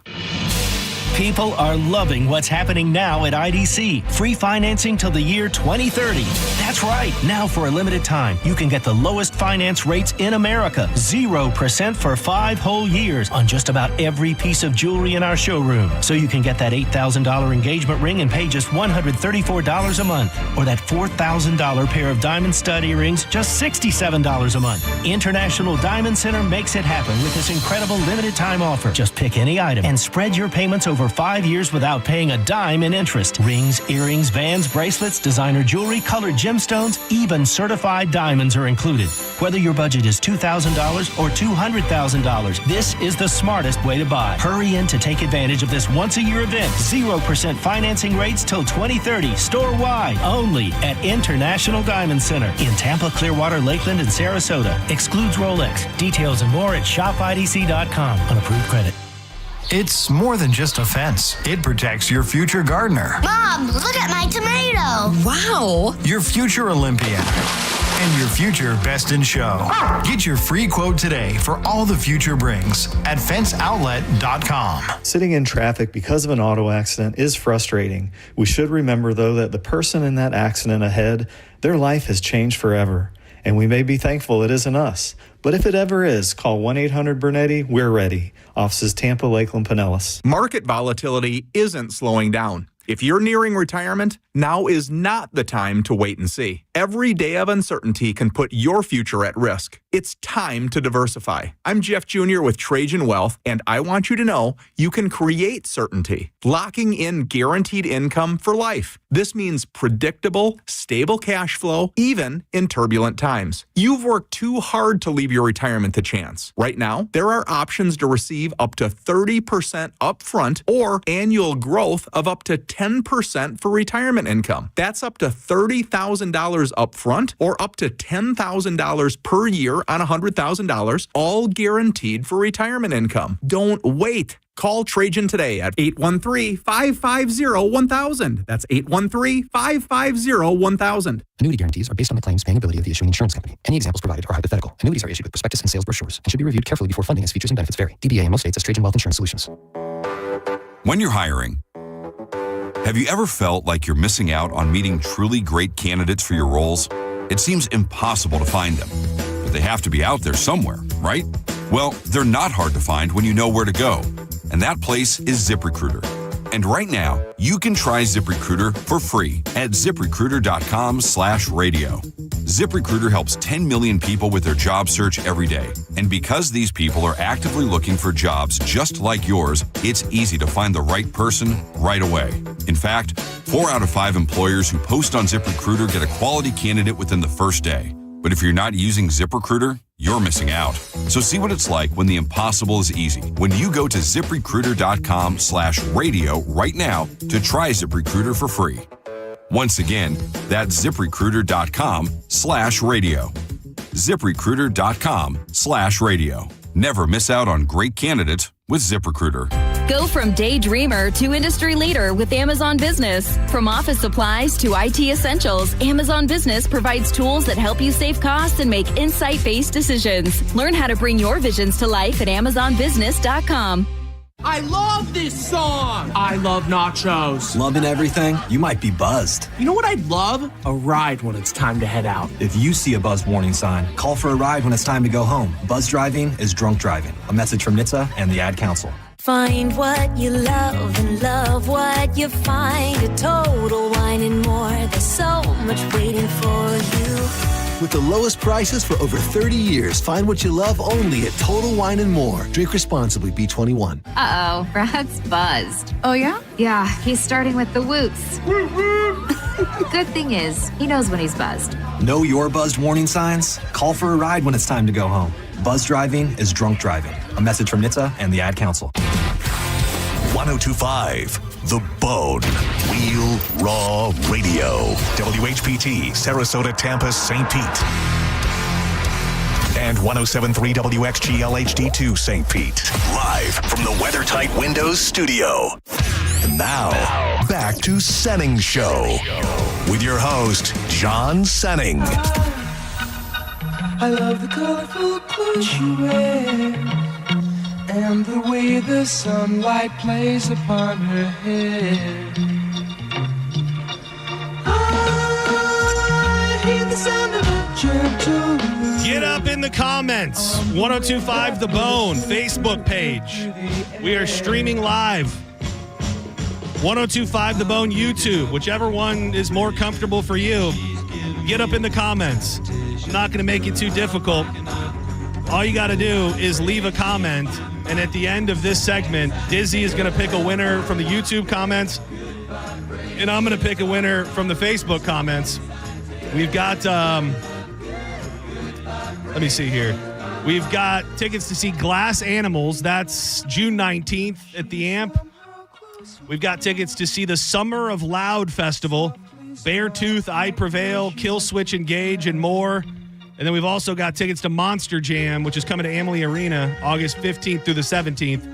So it's going to be very simple. You'll leave a comment, and if Dizzy or myself respond to you, we're going to get in contact and hook you up with whatever you want from that prize stash. So get up in the comments, 1025 The Bone Facebook, 1025 The Bone YouTube page. So Brian Wilson is dead, and we were talking, Dizzy being very, concerned about the heartbreak that I'm in, because he looks at me and he goes, "You really like the Beach Boys? I hate them." That happened seconds ago, and we just got it just talking about the crazy dynamics of the Beach Boys, and Pet Sounds is the album that really Brian Wilson had his fingertips in so deeply, and it was crazy because of, it seems, he had a terrible acid trip that broke his brain. Oh. He never wanted to be in front of crowds. He hated performing in front of crowds. Like when the Beach Boys were peaking, he did not want to be on stage.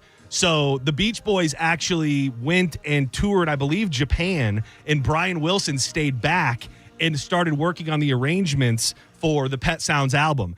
And he was a freaking maniac. He brought barn animals into the studio. He brought entire orchestras into the studio. No. He had people beating on pots and pans. He was crazy, but he was trusted, because it wasn't like this happened. Yeah. People called him like, "Hey man, is it true you're bringing animals in?" Or did they be like, they called him and he was like, "Yeah," and they're like, "Okay, man, whatever." And then a lot of people questioned him. There was a definite rift in the band, because at that point they were known. You said, not so jokingly during the break, you said, "I think the only song I know is what, Surfing Safari or Surfing in the USA," or just a Surfing Safari. Yeah, but what did you say? Surfing the USA. Surfing USA. So there was a rift in the band, because at that point groups like the Beatles were coming out and they were doing this thoughtful, deep type of music. And Brian Wilson was like, "We need to do stuff like this," while Mike Love, who's a bitch, he was really the powerhouse, was saying, "Dude, let's just keep writing these surfing songs. We know they're going to hit. We know that they're working." So there was an element of the band that was saying, "This is absolutely insane. What are you doing there?" And he was a maniac. And Brian Wilson of the Beach Boys died today. And I did say to you, the Beach Boys are for white people. Not saying that you can't be a fan. I'm just saying, I would say the Beach Boys demographics of fans, predominantly white. If you put on the Beach Boys on, it's going to be like in Rush Hour. Remember when Jackie Chan switched the radio? Yes. And it was like, "Beach Boys, very popular." It's exactly. And he's like, "Oh, hell no." It's exactly like that. Beach Boys going to get you an ass whooping. Let's check in on these lines who have been holding for a minute, and then I want to start running through the list of what I'm coining bad guy jobs. Like the headline reads, "Everyone's dragging these professions for being completely unethical." And it's not that you're necessarily a bad guy if you work in this type of job, but you have to understand other people are going to think you're a bad guy. Senning Show, you're live on the air. Who's this? Hey, it's Joe. Hey, Joe. What's up, buddy? Hey, I was just curious, when you're done with that finger with the dog. Yes. If he does stop, does he get a complimentary Sanchez, or what do you do with that? I'm trying to tell people how to save lives. I'm trying to get people to stop dog fights. Making a joke of it. And it's funny to you. It's funny to you. Like, if we can have a serious conversation about sticking your finger up a dog's butt in a time of need, then we've lost our way here. What are we doing on Real Raw Radio then? Exactly. Senning Show, you're live. Hello, 231. Hello. Let's have some fun. That's me. What up? So, yeah, I apologize. I thought we're still on the legal portion of this. Did the lawyer leave? Oh, yes. Mo DeWitt did leave. Yes. I'm sorry. Okay, gotcha. All right, thank you. What was your question? Maybe we could help you. I would say I do, much like being a doctor, I can be a lawyer as well. Yeah, no. So I went to one of your sponsors to buy an engagement ring. This is about 2 weeks ago now. And bought the ring, bought a band, bought the Stones. I'm hesitant. Yeah, never mind. I'm hesitant to Email take him, dog. that. Yeah, I mean, if you want to email me and I can figure out where that's all going, but I'm not willing to go there right now. Yeah. So when it comes to bad guy jobs, I think I might be working backwards from some of the worst first, but some of them I don't really necessarily understand. So we'll dig into the ones that I definitely do understand. Number one on the list, tobacco lobbyists. These are the people that really want to further the agenda of big tobacco. I think they've kind of taken some L's over the years. I think there was a period of time where they were winning all of the time. They, fighting to make cigarettes more accessible, to make cigarettes be able to be promoted in certain places. what was that movie? Thank You for Smoking. Yes, Thank You for Smoking. Yeah. That kind of went into what those people did. I would say now, and it probably working for the same companies, it's the vape side of things. Yeah. Like when you look at it and you do a little bit of research, and I think they've had to pay out, like the Juul people. There was this window of time when nobody really was paying attention to Juul, and they were able to get onto college campuses and in some cases even onto high school campuses and kind of preach this word of don't smoke, but if you're going to do something, then you need to vape. Yep. And it is not by accident that every other kid of a certain age has a vape in their mouth. Like that was a very coordinated effort from probably the last 10 to 15 years of that being pushed as a healthy alternative, as something that's not as bad. And I think now the modern day comparison would be to these big vape companies who I think have had to tone it down now as well because they got sued for a bunch of money. Yeah. I'm surprised that they made the list so far. The tobacco? Yeah, because like I kind of get it, what they're doing. You know what I mean? Well, I think the biggest thing was there was a period of time when it's so well accepted now that they will kill you. Yeah, there was a period of time where they were honestly saying, we got no proof. We got no proof that it's that bad. And they were fighting regulation. Some places, I don't know if you know if it's in Canada or if it's in certain states, but in some places, it's not just the warning on the box. Sometimes there's pictures. Oh, in Canada, you have to have the photos. Yeah, there's like dead babies and like people with the trach things in their throat and like this imagery that is startling right on the right on the box. Yeah, I think that's one of the things Canada's got right. I'm pretty sure it's across the whole country of Canada. I don't think it's just province to province. But yeah, they have to put the photos of what affects your body, like the tongues, the inside of your throat, and all that stuff, your lungs. It's on the box. What a vibe! What a vibe killer! Yeah, I mean, it's like I'm just trying to burn down a cig. I'm having a couple drinks, and now I got to look at all this. But also, it's a lot more accepting of smoking in Canada in the same breath. Because wait, you're saying it's more accepted? Yeah, like I remember when I pulled up to the school, they have a smokers corner. Like it's right at the front. Do you think that's still the case today? Yeah, of course, 100%. That's why that was the thing. When I passed by it, Grandpa was driving, Mom in the front. Everyone saw me drive by. They go, "Oh, we got another black person!" they like threw a parade in there. Dude, it is wild how far smoking has fallen in such a relatively short period of time. Like I think about the fact all the time. It's like a time warp to think about it. When I worked at Applebee's, when I was in high school, like we had a smoking section. Like the idea of restaurants, every restaurant having an area where you can smoke. Because let's face it, most people, especially non-smokers, you can smell a cigarette from a mile away. It's going to catch your nostrils and you'll go. A lot of times you can have your windows rolled up and if there's somebody smoking in front of you, it catches in your vent and you're like, damn, what's going on here? To think that we used to sit down in restaurants where half of the restaurant was burning heaters. It really, dude, airplanes, another place where that was a big one. They had the ashtrays on the thing. I mean, what's it called? Armrests. Schools, it was well before our time, but Drew has told stories about how his school growing up had smoke like areas where you could smoke in the school. Even definitely teachers were smoking in the teachers' lounge. Oh yeah.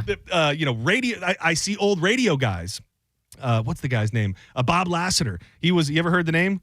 Dude, he's an OG Tampa legend, and his thing was kind of like the in your face Drew Garabo style, where he was very stiff with people. He was beloved, and you find any video of the guy, he's burning heaters in the studio, always office buildings where you used to be able to smoke, and a lot of that was probably because of lobbyists at the time having the upper hand, being able to say, yeah, this isn't that bad. Everybody, it might even be healthy for you. Yeah, you never really know. Senning Show, you're live on the air. Who's this?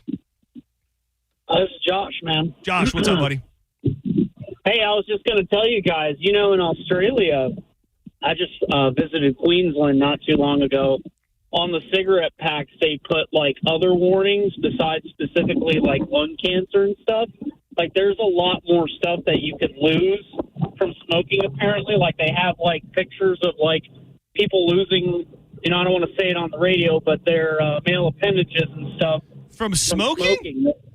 Yeah, they even have so like they make their own Marlboro cigarettes there, and their Marlboro cigarettes, the pack is just black with crossbones on it, dude. No lie. Dude, again, what a vibe killer, man. And I got to say, thank you for the call. You want to stop people from smoking? You might lose your penis on the package. Yeah. Smoking can lead to penis shrinkage and erectile dysfunction due to damage to blood vessels and tissues in the penile area. The smoke impairs blood flow, constricts vessels, and increases the risk of blockages, impacting the ability to achieve and maintain an erection. Dude, that's all you need.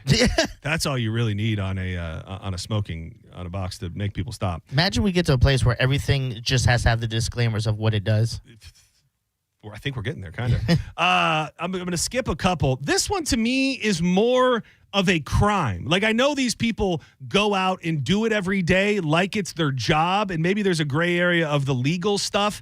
The legal version of this, but those that work for scam phone lines, which we talked, I think, last week about that movie, The Telemarketers, where what they were doing, which I don't even know that everybody knew how bad it was when they were doing it. They would call people, cold call them, and then try to get them to donate to certain sheriff's offices or like a sheriff's office fund. Like, your money's going to go help the police. And what was really happening was the police or whoever the actual charity or group was getting 0.1% of the money, and really all of the money just went to the call center and went to the company that was setting it up. So that would be the legal version of a scam phone line. Like, if you're somebody out there like these Nigerian scammers who will call and legitimately lie to you and tell you to send you the money, to me, that's just a criminal. That's not a job. That's just a criminal being a criminal. Yeah, exactly. That's not you can't put that on your resume. I was a scam caller. Dude, this is telemarketing. I can see that. Telemarketing, yeah, but that's... I don't hate it because I just hang up, but I can see how people be like... A lot more back in the late 90s, early 2000s made sense when we didn't really have caller IDs like that. Yeah. So you just answer and be like, I'm eating dinner, and you hang up.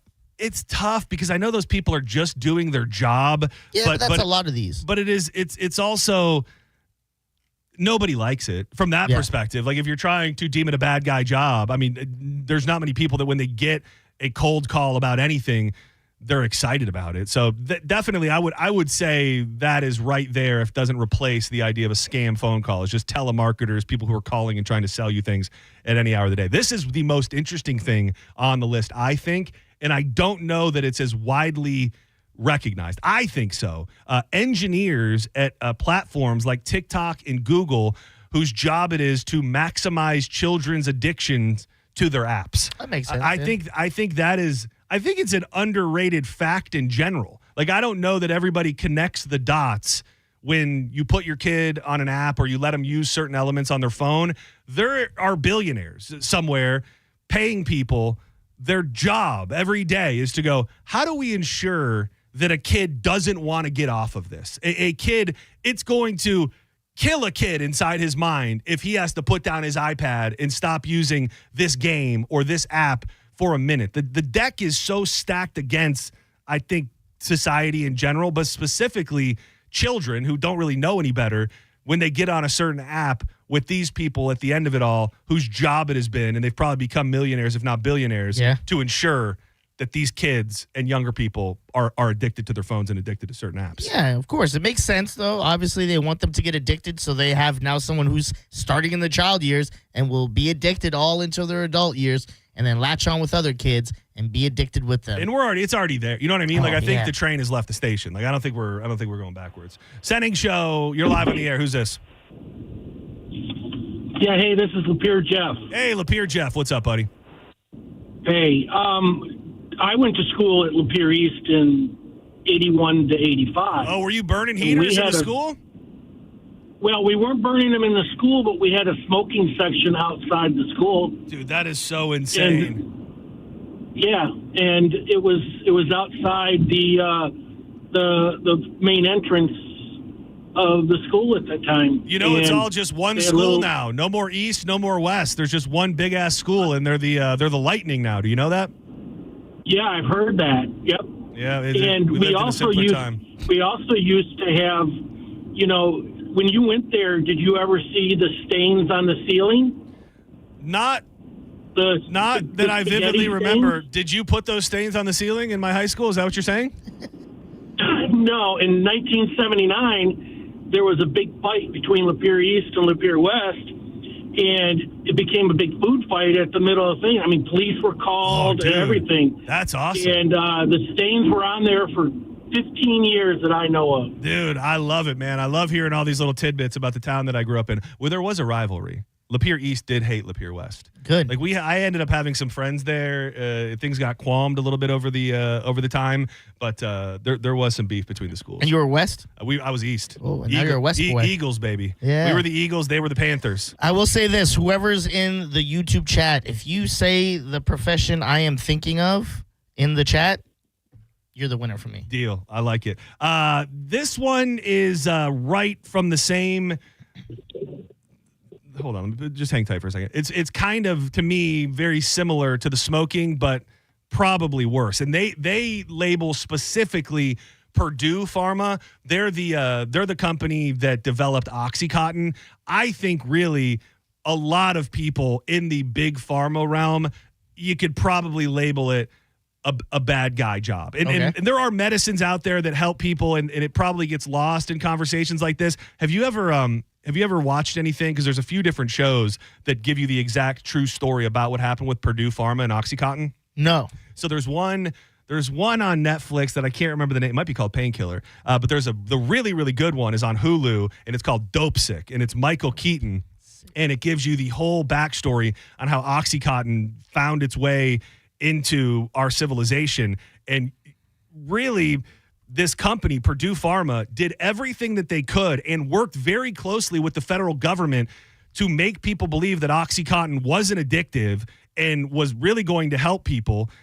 And it cost people everything. It to me changed the entire framework of our civilization. When you look out on the streets and you see all of these people that are addicted to God knows what, and they're doing heroin and they're dying from fentanyl, I personally believe you can trace all of that back to Purdue Pharma and what happened with OxyContin and the Sackler family. And you should watch it because it's wild. And these are true stories that they share. Dope Sick. I heard it's amazing, actually. Dude, so like Michael Keaton, not to give away too much of it, but Michael Keaton plays one of the first doctors who was approached by Purdue to try to get his patients on OxyContin. And it all started kind of in West Virginia and Kentucky and Ohio in places where they were working in the coal mines. So a lot of these coal miners were experiencing extreme pain throughout their body because they're busting their ass every day. They're getting hurt. And they were prescribing them OxyContin, and they got addicted immediately. He himself, and this is from what I understand, based on a real doctor, one of the original doctors got into a car accident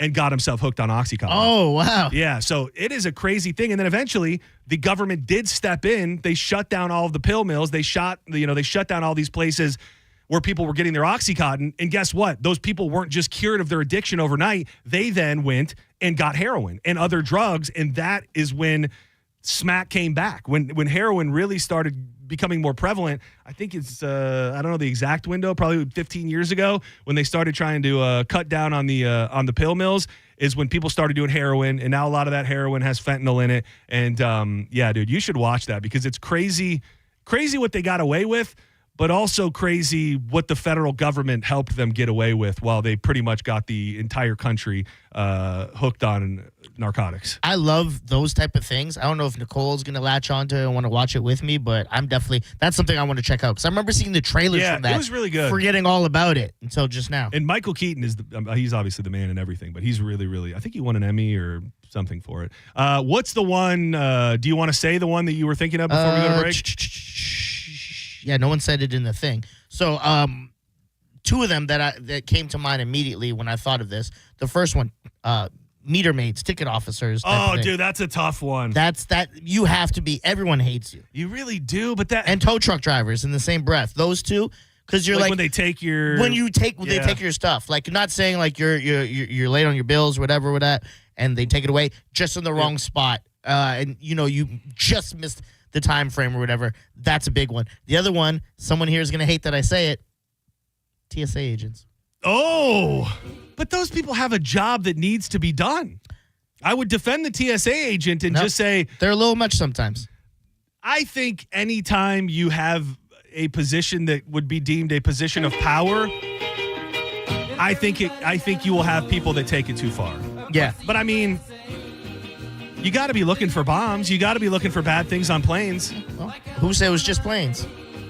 Things happen on cruises too. Oh, are those considered TSA people? I don't know. No, probably not. You just, Anyway, you just want cruise. Any security detail is what I'm saying. No. I was afraid you were going to say cops. I'm glad you didn't make it that far. Yeah, I'm glad you didn't say it out loud at least. Yeah. Back the blue. Blue lives matter. Don't go anywhere. We're going to peruse the comments on Facebook and YouTube. Are people in there? Yes. Okay. They're dropping a lot of good ones in All right, here. good. So we're going to dig into that, pick a couple winners. And we'll do this often moving forward to make sure that you're in the comments and watching The Bone on Facebook and YouTube. When we come back, I want to have a fun little conversation. We love to talk about food, and I want to get on a little tendy talk. There was a new tender that hit the scene about a month ago. We talked about it a little bit. I think you had an experience with it recently, actually, and people have opinions. We'll do tendy talk next on Senning Show. Tampa Bay, is your AC system struggling? Well, don't sweat it, because Hawkins Service Co. is ready to buy your old system for up to $1,500 toward a brand new one. Or keep your system running strong with a $69 AC tune-up. Yep, $69. And right now, get free duct sanitizing with any duct cleaning. These sizzling HVAC deals are only good through June 30th, so call Hawkins today. You can always check them out at hawkinsserviceco.com. One call really does handle it all. Not just a fun thing to say. They do plumbing, electrical, HVAC, and pool repair. No need to get into the yellow pages or go onto Google and find a bunch of different companies. They got you covered. 813-445-8209. And again, hawkinsserviceco.com. Hawkins, one call, handles it all. This is Beach Boy request for the day.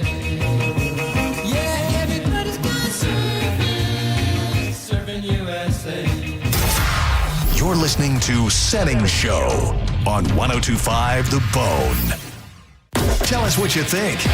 Head to the 102.5 The Bone app now and leave us an open mic.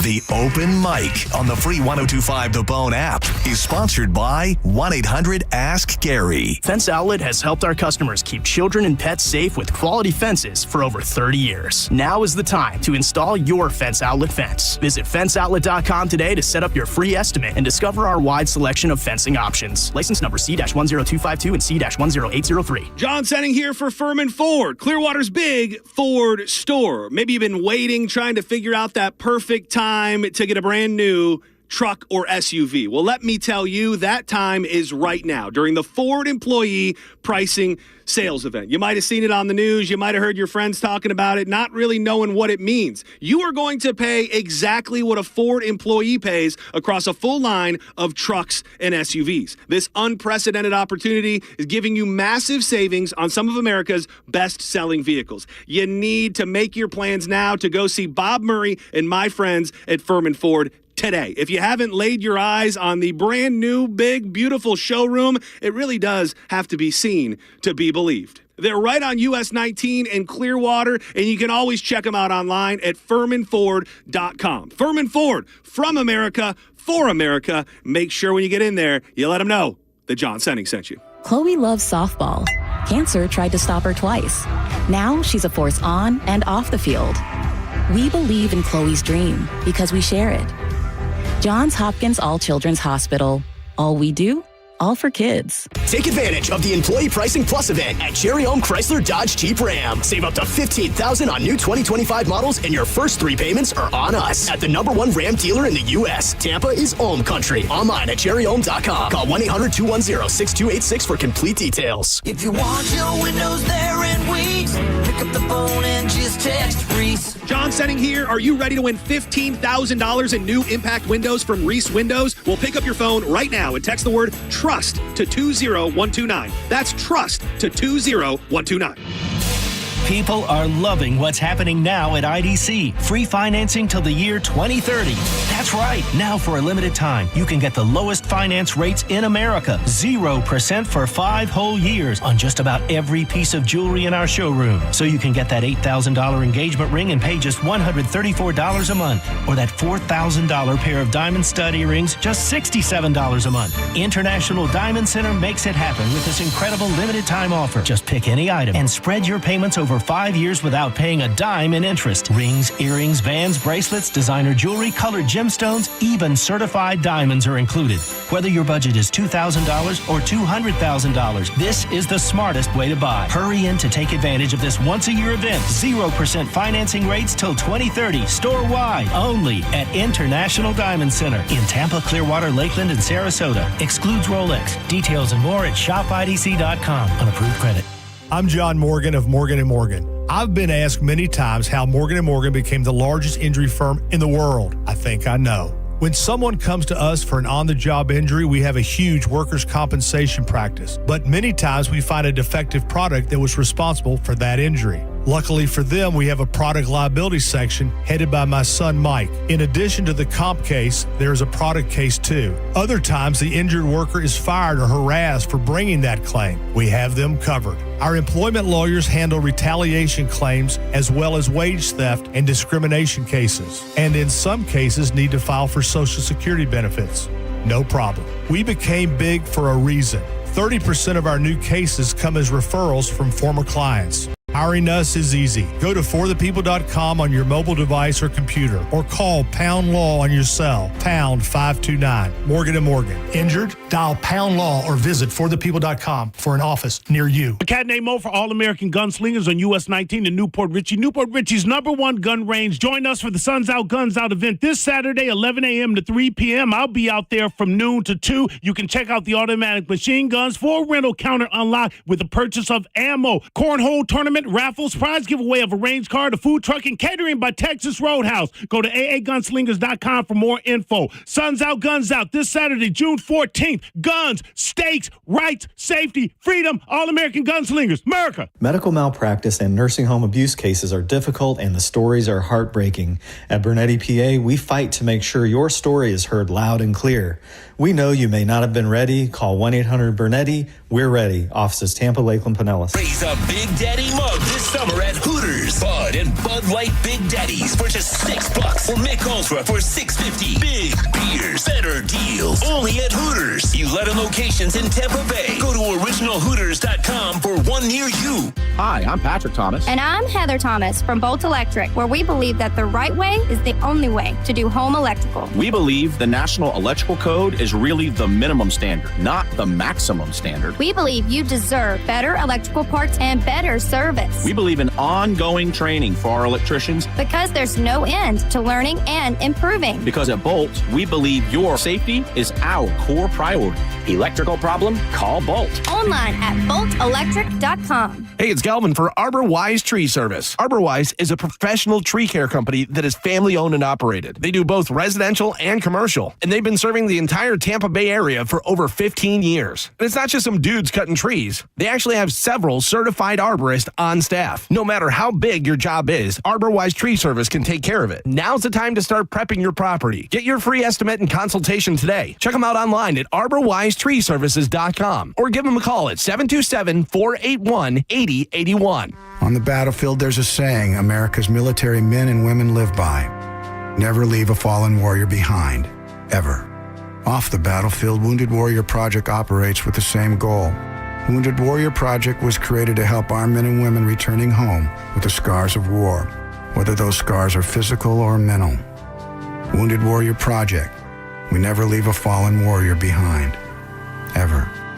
Learn more about what we do at woundedwarriorproject.org. Huge news. Right now at Wendy's, you can get a Son of Baconator for just $3. I don't think you understand this situation. The Son of Baconator is only $3 for a limited time. You know, smoked bacon, rich melted cheese. That Son of Baconator is only $3. Thank you to whoever wished upon that star. For bacon that just won't quit, gotta be Wendy's. U.S. price and participation may vary. Prices may be higher in Alaska and Hawaii, not valid on a combo or in third-party delivery platforms. This Saturday, join the Mike O Radio Show live from Sun Toyota on US 19 in Palm Harbor from noon to 2 p.m. and get your summer grilling on. Every vehicle purchase comes with a free grill or smoker. Plus, you can win tons of prizes. If you've been waiting for the best time to buy, it's now. We'll see you there. Involved in a car accident? We understand the pressure you're under. Call Farah and Farah, Tampa. Now, back to Real Raw Radio. Sponsored by Anajar and Levine, accident attorneys. Call 1-800-747-FREE. That's 1-800-747-3733. And now, back to Senning Show. With your host, John Senning. Round, round, get around, I get around, yeah, get around, round, round, I get around, I get around.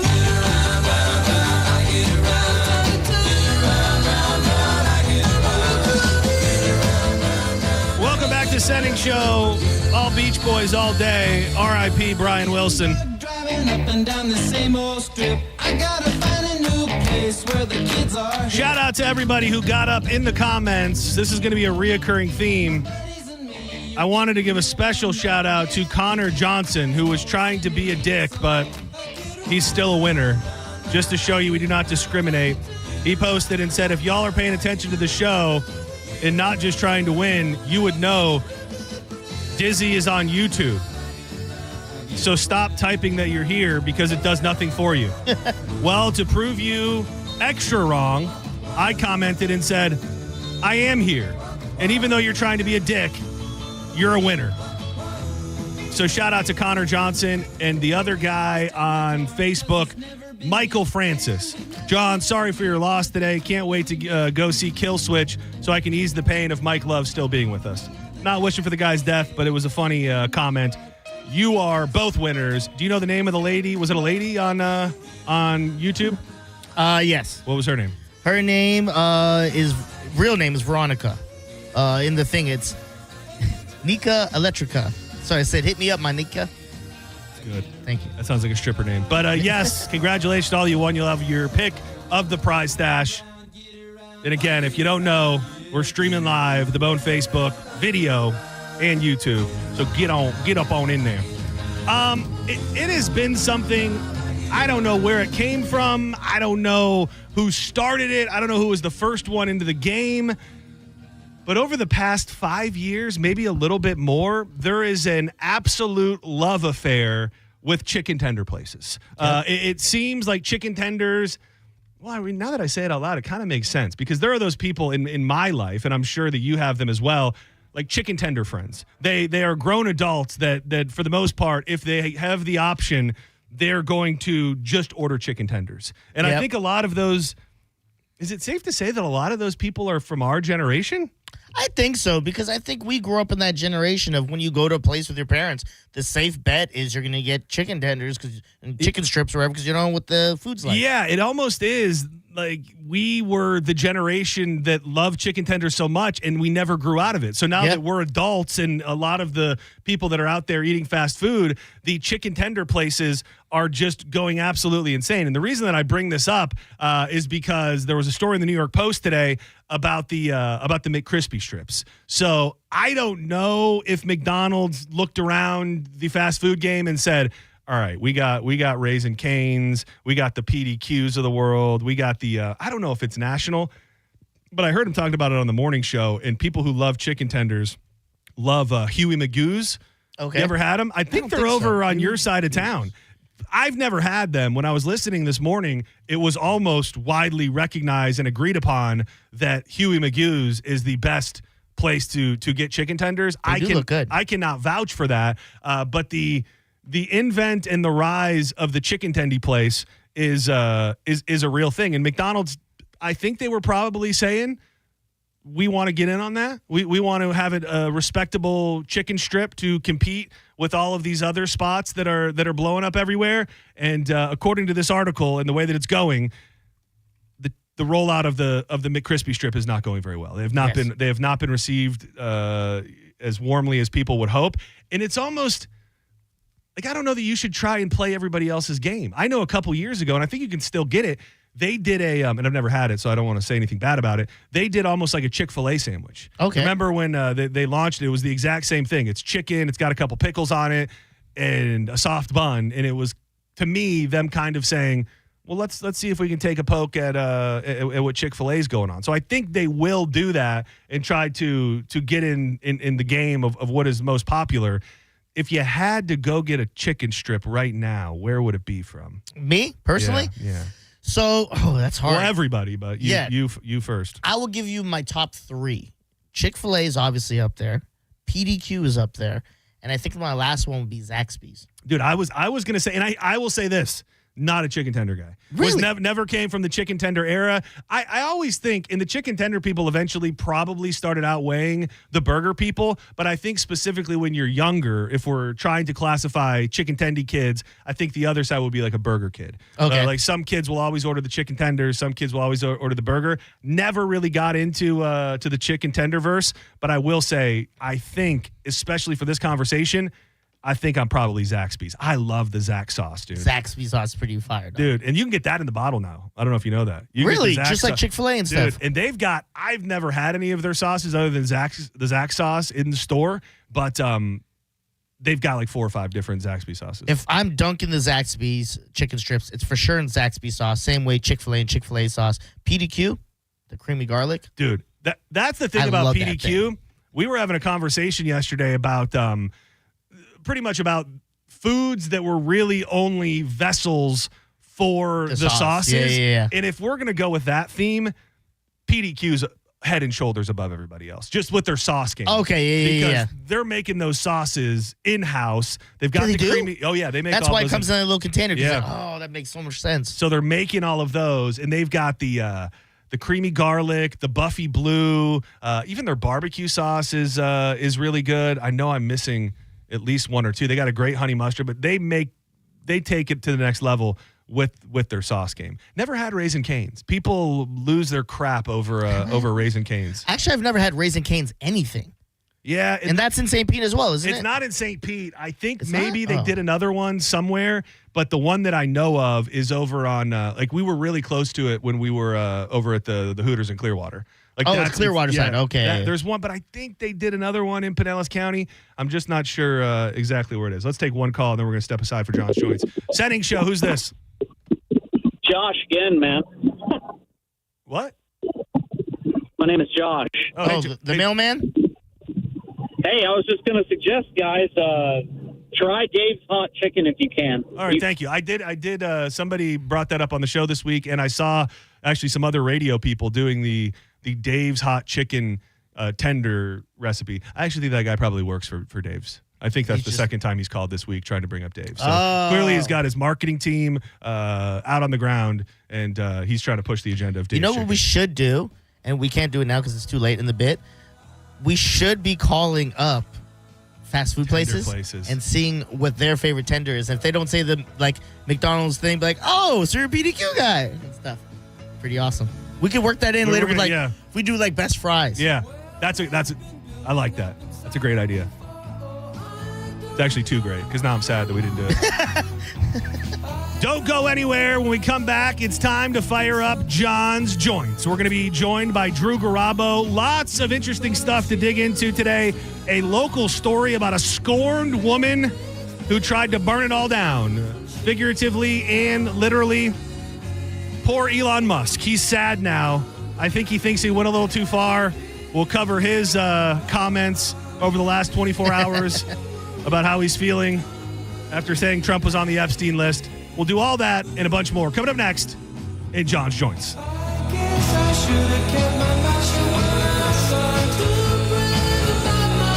Spring has sprung, and you know what that means? It's moving season. Nobody likes to move. Hours of packing, unpacking, and all that bubble wrap, baby. But the first thing you need to do when moving into your new home is make sure the Wi-Fi is booming with Xfinity. There's something very exciting about setting up the cable and Wi-Fi in a new home. It's one of my favorite parts, especially when it's Xfinity. It's quick, easy, and then boom, you'll have your new home hooked up with the ultimate Wi-Fi experience faster than it takes you to parallel park that moving truck. Then you'll be back online with the most reliable Wi-Fi with the best in-class equipment from Xfinity so you can kick back, relax, and stream your favorite movies, TV shows, while someone else deals with all the stuff you don't want to deal with. Xfinity, the only thing you're going to have to worry about is remembering where you pack to the remote. Make the right and easy move with Xfinity. Learn more today at xfinity.com/move. John's Joints with Drew Garabo on the way.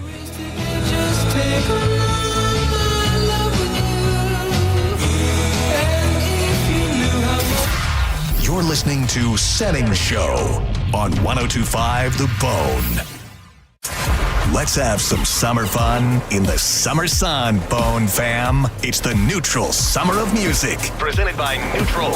Win tickets to some of the summer's biggest shows, like Thomas Rhett, Katy Perry, Jason Aldean, and more. Plus, score Neutral summer gear, including hats and coolers. Scan the QR code at participating Florida Circle K's, Miller's Ale House, or at the Blind Goat in Tampa to enter. Neutral. Keep it tasty. Visit theboneonline.com for more details. If you're the victim of a car crash, take back control of your life. Call Anajar and Levine Accident Attorneys at 1-800-747-FREE. Hey, Bay Area, Randy here for Sun Toyota. We've got nearly 1,000 RAV4s, Tundras, Tacomas, Camrys, and Corollas in stock now. Drive select new models with smoking hot prices and low leases available. Plus, get a free grill or smoker during Father's Day weekend when you purchase a new Toyota. Because when you make it Sun Toyota, we make it happen. Sun, Toyota.com. Call 800-639-3367 for more details.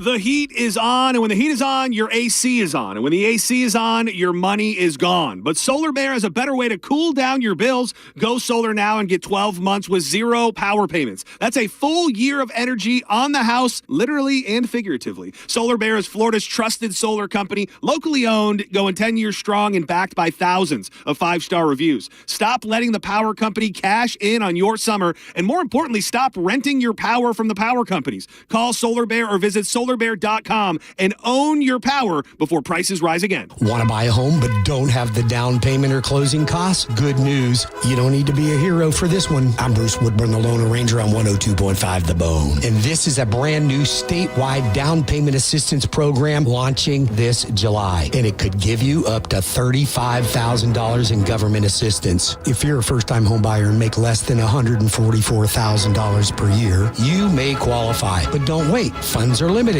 and you will need to be fully approved first to lock in your share. Even better, combine it with the Lone Ranger Real Estate Rebate Program, and you get up to 25% of your agent's commission back when you use one of my preferred agents. Homeownership is within reach, and I'll help you get there. Call me now at 813-213-4009. That's 813-213-4009. Or apply online today at WeBringYouHome.com. That's WeBringYouHome.com. Your water may not be safe. Forever chemicals that stay in the body for years have been found in drinking water, linked to kidney cancer, testicular cancer, and ulcerative colitis. If you or a loved one was diagnosed, you may be entitled to compensation. Morgan & Morgan is investigating these claims now. There's no cost to get started and no fee unless we win.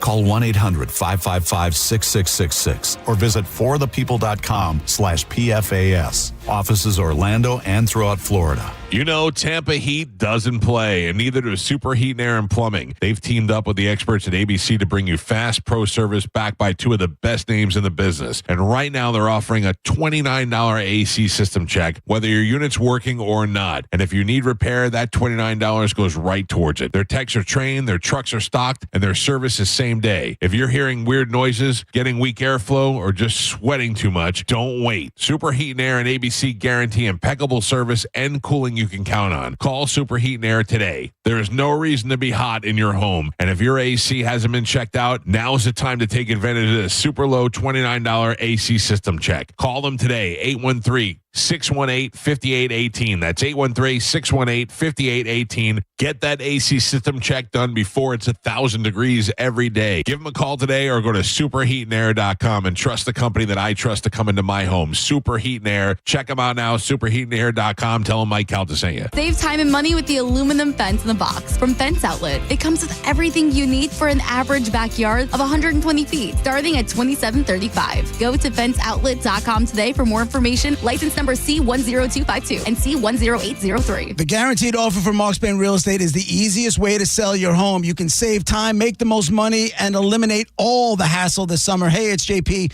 and my friends at Mark Spain Real Estate can sell your home with the strongest all-cash offer in the industry and help you move on your timeline. With over 67,000 satisfied clients, you could trust the most experienced real estate team in the U.S. to sell your home fast and for maximum profit. Go to markspain.com to get a guaranteed offer on your home today and start packing. At Bernetti PA, our team will tell you that our number one priority is striving for the best customer service in the industry. I'm honored by the number of referrals we get from our current and past clients. They trust us. Why shouldn't you? Call 1-800-BERNETTI. We're ready. Offices Tampa, Lakeland, Pinellas. John Senning here for the National Aviation Academy. Are you sick and tired of working from home? Are you in a career that is boring you? Well, how about entering the world of aviation maintenance and being trained where you're getting your hands dirty on engines of jets and planes, things you could never fathom? Well, that's what happens at the NAA here in beautiful Clearwater. They're going to have you trained in just a few months and entering the workforce before you know it. The next class starts July 9th, so make that decision today and visit them at naa.edu. Have you ever taken your family to dinner and been shocked at how expensive the bill was? Or gone to the doctor and been surprised by a large bill that was sent to you later in the mail? There is over $22 trillion in U.S. tax-deferred retirement accounts like the IRA and 401k. So do you know how much you will owe in taxes on those accounts in the future? Hi, I'm Rebecca Walser, principal of Walser Wealth Management and a tax attorney. And right now I want you to think about how much you've saved in your own deferred retirement accounts, whether it's $250,000 or more. Guess what? That is not all of your money. You will have to pay those taxes in retirement as you withdraw it when you have no income. At Walser Wealth, we created a retirement tax bill calculator to show you what you will pay in future taxes on your accounts, and it's free for you to use. Go to mytaxtest.com. Knowledge is only power when it's followed by action. Knowing your future taxes, we can show you strategies that might help you lower them and lower your tax burden overall in the future. For now, use our free tax calculator, mytaxtest.com, mytaxtest.com. With Target, this Father's Day will be epic. Get up to 30% off gifts for dad. Plus, buy one and get the second one at half price on games, books, music, and more with Target Circle.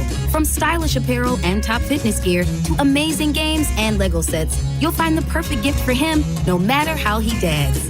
Now through Father's Day, save up to 30% on select gifts for him. Plus, buy one, get the second at half price on games, books, music, and more with Target Circle. Only at Target. Restrictions apply. Progressive knows when you're in your RV, you're already on vacation. That's when you become Vacation You, who just camped where there's absolutely no shade. Even though regular you burns easily. In fact, Vacation You burns too, but is too stubborn to admit it, which is why regular you gets in trouble at the dermatologist because Vacation You doesn't do doctors. So bundle your RV with your home or auto policy and earn an automatic discount from Progressive. And spend the savings on the both of you. Progressive Casualty Insurance Company affiliates and other insurers. Not available in all states or situations. If you need to hire, it seems like the whole process can be exhausting. You search resumes, wait for the right candidates to apply, set up initial interviews. It's a lot of time and work. Well, what if you could meet with qualified candidates for your job the very next day? Now you can with Zip Intro from ZipRecruiter. And right now, you can try it for free at ZipRecruiter.com/radio. Zip Intro is super easy to use. You simply pick a time, and it does all the work of finding and scheduling qualified candidates for you. Then you can choose who you want to talk to and meet with great people on back-to-back video calls as soon as the next day. Best of all, you save time and energy. Try Zip Intro for free right now at this exclusive web address, ZipRecruiter.com/radio. Zip Intro. Post jobs today, talk to qualified candidates tomorrow. Once again, go to ZipRecruiter.com/radio to try it for free. That's ZipRecruiter.com/radio. This hour of Senning Show is brought to you by Hawkins Service Co. One call handles it all. 1025 The Bone. Real Raw Radio. WHPT, Sarasota, Tampa, St. Pete. And 107.3 WXGL HD2 St. Pete. Live from the WeatherTight Windows studio. And now, back to Senning Show. It's time for John's Choice with your host, John Senning.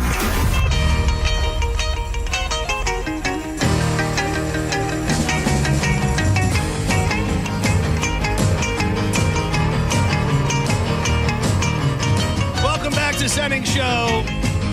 It's time to fire up the joints of the day. Well, she got her daddy's car and she cruised through the hamburger stand now. Seems she forgot all about. We call it John's Joints. It's the news of the day. Sometimes we get to a lot of it. Sometimes we get to a little bit of it. But we unite with the powers that are Drew Garabo to burn them down. I am John Senning. He's Dizzy. Yeah, white people music. Yeah. The white people love it. And the white people love him. People of all colors, races, religions, sexual orientations love Drew Garabo. Thank you. And by the way, Questlove, a black gentleman, had a glowing post about the death of Brian Wilson. Oh, really? And how much Brian Wilson meant to him Suck creatively. on that. Yeah, and he's kind of an Uncle Tom. He's Oh! Man, just because he calls Jimmy Fallon massive. That's what I'm saying. You side with Jimmy Fallon. You're kind of whack to me. Oh. You guys Fallon fans? No. All right, no, good. Thank you. No, but I like Questlove. Yeah. I do like Questlove. If he heard that, I'd be very upset. Dizzy, why don't you like me? What's not liked about me? I mean, I'm Mr. Lovell. I'm Dude, Jimmy Fallon. all of those accusations about him being a dick and being drunk and having he didn't get the Ellen treatment. It looked like he was going down the same path as Ellen, and it never really stuck to him. Well, because he's got Lorne Michaels in his pocket. And that's a very powerful man. I hate that stupid laugh of his. Who Fallon you? Yeah. Dude, Oh, it God. is amazing how generally bad the late night talk show scene is. In a place where you would think that is where the funniest people that we have, or at least the greatest hosts, could live. Jimmy Fallon, Jimmy Kimmel, Seth Meyers. Who am I missing? Colbert. They're all John terrible. Oliver, does he get? No, he's not late night. No. He just has one show. Yeah. I think that's They're all it. awful. And the thing is, I don't think Fallon does it as much. He's just guilty of being a cheeseball. Yeah. But the politicization of the late night show is really become bizarre. In that it feels like there was a period of time where those shows were for everybody, and that you could make fun of everybody, and that was kind of the idea. And now, if you do happen to be somebody who is, brutally loyal to your political leanings, it would be a tough watch to sit down and watch somebody like a Jimmy Kimmel on most nights. Who's on y'all's Rushmore? Carson, Letterman, Conan, Bob Costas. Okay. Just kidding about that last one. I don't know. The first three are immovable. They're locked in. Yeah. I don't know who the fourth is. James Corden for you, I think, right? Oh, I forgot about him. He got canceled too, didn't he? Yeah, because he was a dick to a restaurant. Yeah, owner or he something. did get canceled. Drew and I he doesn't even like to have this conversation. I don't want to argue with anybody. I like Jay Leno. He'd probably belong on the Rushmore, even though I hate him. Yeah. America loved him. Yeah, I think he's on my Rushmore. Yeah, as much as I hate to say. For whatever reason.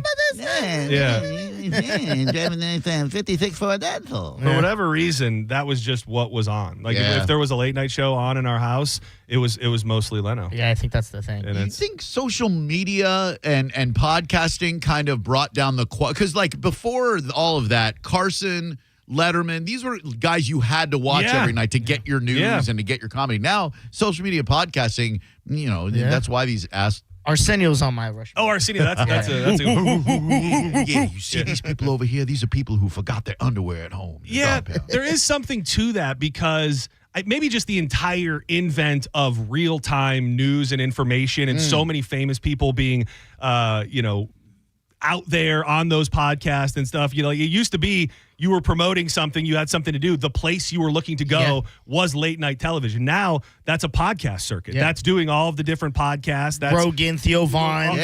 Things like those guys kind of, as far as weaving in interviews, long form, and comedy with video now that a lot of people watch, they are kind of the new late night sort of kind of. And to your point, Carson would break comedians, Rodney, Seinfeld, all that. And now you got Kill Tony. You have so many avenues for comedy to get exposure. Yeah, I heard, I was listening to, I think it was to Bad Friends, and Andrew Santino was talking about just how different it is now coming up as a comedian, because the comedians that are a little bit older now, they were in that last window of your goal was get on the Tonight Show, get on the Late Night Show, whatever it was. And that was how you got seen. Maybe you'd hope for a 30-minute spot on Comedy Central, eventually a special on HBO or something like that. But now if you can be funny enough and you can make it onto a podcast or make it on to the stage and kill Tony, which there was a guy, I wanted to shout him out because not that he lives here anymore, but I guess he was a host and has been a major fixture at Side Splitters forever. Cat named Mo. No, he just moved from Tampa to Austin, and he got on Kill Tony. Oh. JJ Curry was his name. He actually he was the host, I think, the last time we were there. I met this guy. Yeah. Okay, he's on Kill Tony now. He had his first. He got pulled out of the bucket. Oh, he got pulled out of the bucket and had a minute. They loved him. He's had him. Hilarious. Yeah. They booked him for another show. Like he really hit. And that's kind of. It's almost like the hack for comedy now. Like if you can get on that stage and do really, really well, you've made a name for yourself. For sure. John's Joints being brought to you by Bubble Down Car Wash, the greatest car wash in the whole wide world. They are the home of the unlimited membership plan, which means if you really, really like to keep your car clean, which you should, and there are a lot of elements you got to fight against here in the state of Florida.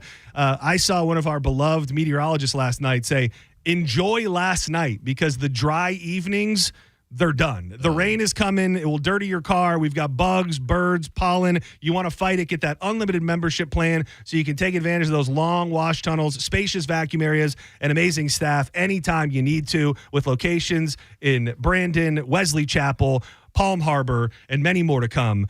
Get in there today. You will have the cleanest car in town every time you bull down. We love, Drew, we love it when either one of us can break news to each other. Yeah. One of my finest breaking news moments of my life when I was able to just get ahead of it and text you that Kobe Bryant had died. Yep, you nailed that one. And I got that one, and you got me today with the sad one, and Sorry. It was, it's one of those things where you're sad, but you knew it was coming. And probably he ran it a little bit longer than a lot of people thought he would. Brian Wilson, the musician who co-founded the Beach Boys, has died. His family announced earlier today. We are heartbroken to announce that our beloved father, Brian Wilson, has passed away. We're at a loss for words right now. We realize that we are sharing our grief with the world. And he had that dementia diagnosis.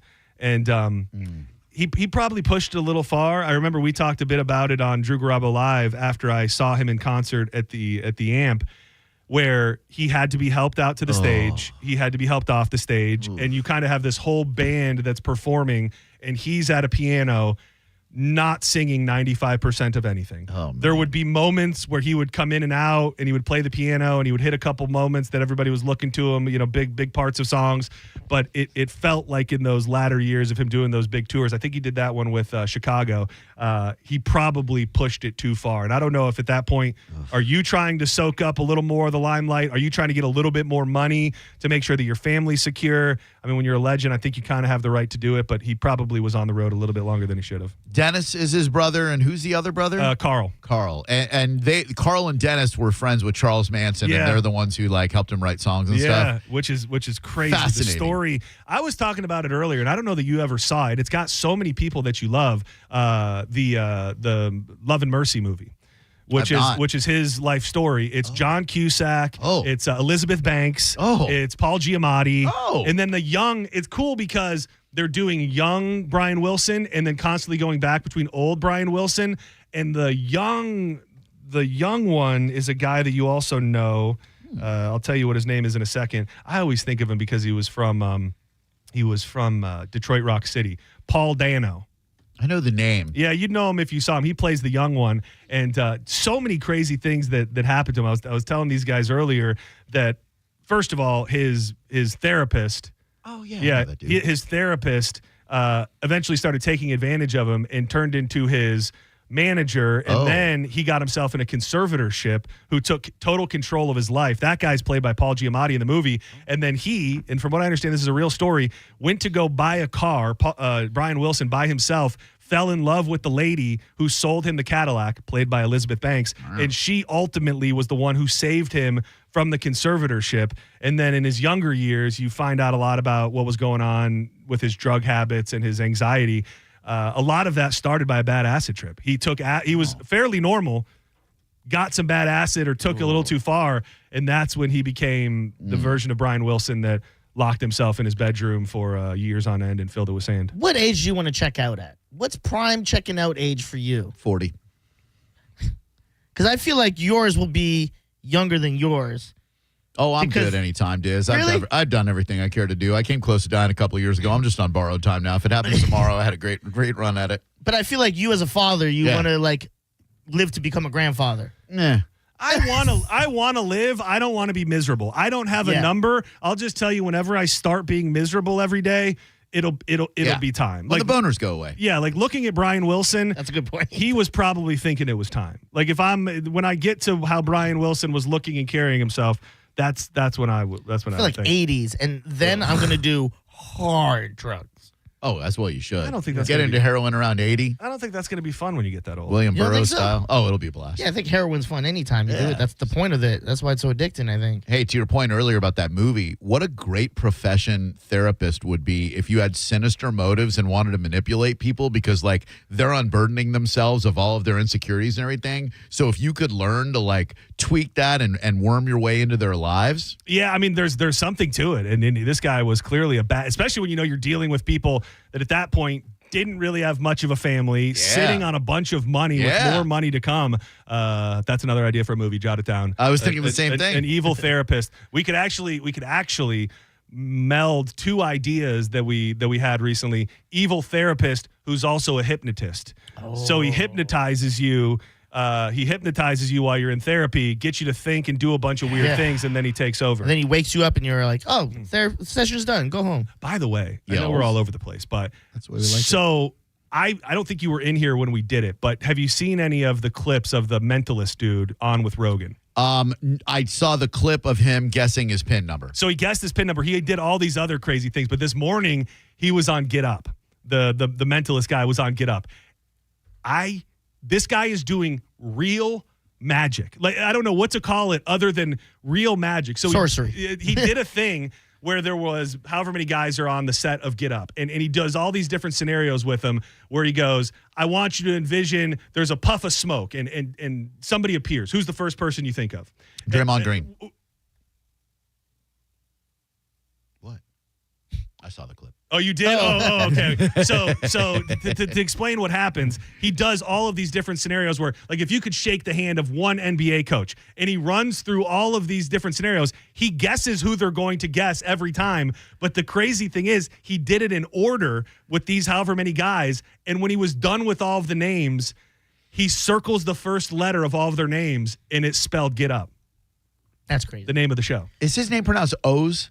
It's not Oz, right? I thought it was Oz. Same. I had been saying it Oz, and then because I saw that clip this morning, I didn't hear Rogan say it Oz, but I guess he is Oz. Do you think, like, if he was to come do that stuff with you, you would purposely overthink and kind of ruin the I don't know bit? that you can. Yeah, I think he can overthink you overthinking. Well, because the thing was that he did with this is on the last guess,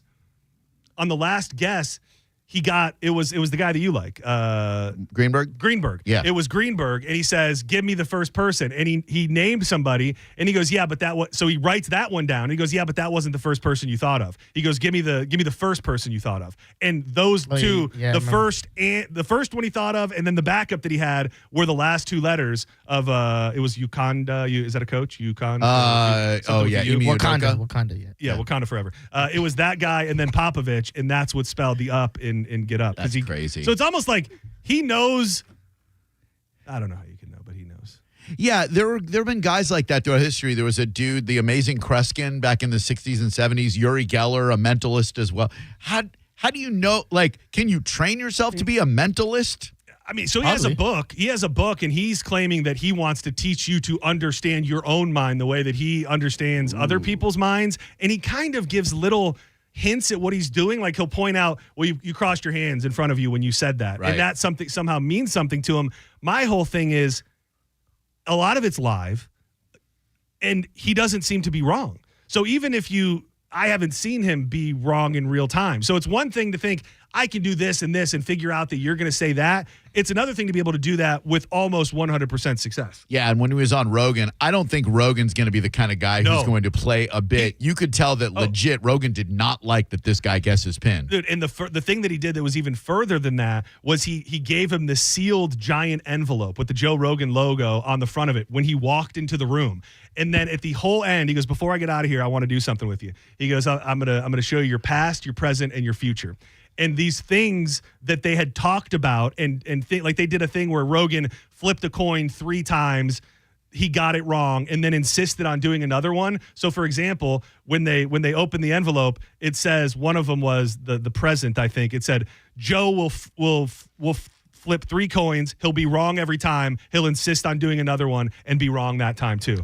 And then he guessed his crush's name from high school. And then the other thing he did was he asked him like his favorite fighter, his favorite fight ever. And when they talked about it, he asked him, how many names ran through your head before you got to the name that you gave me?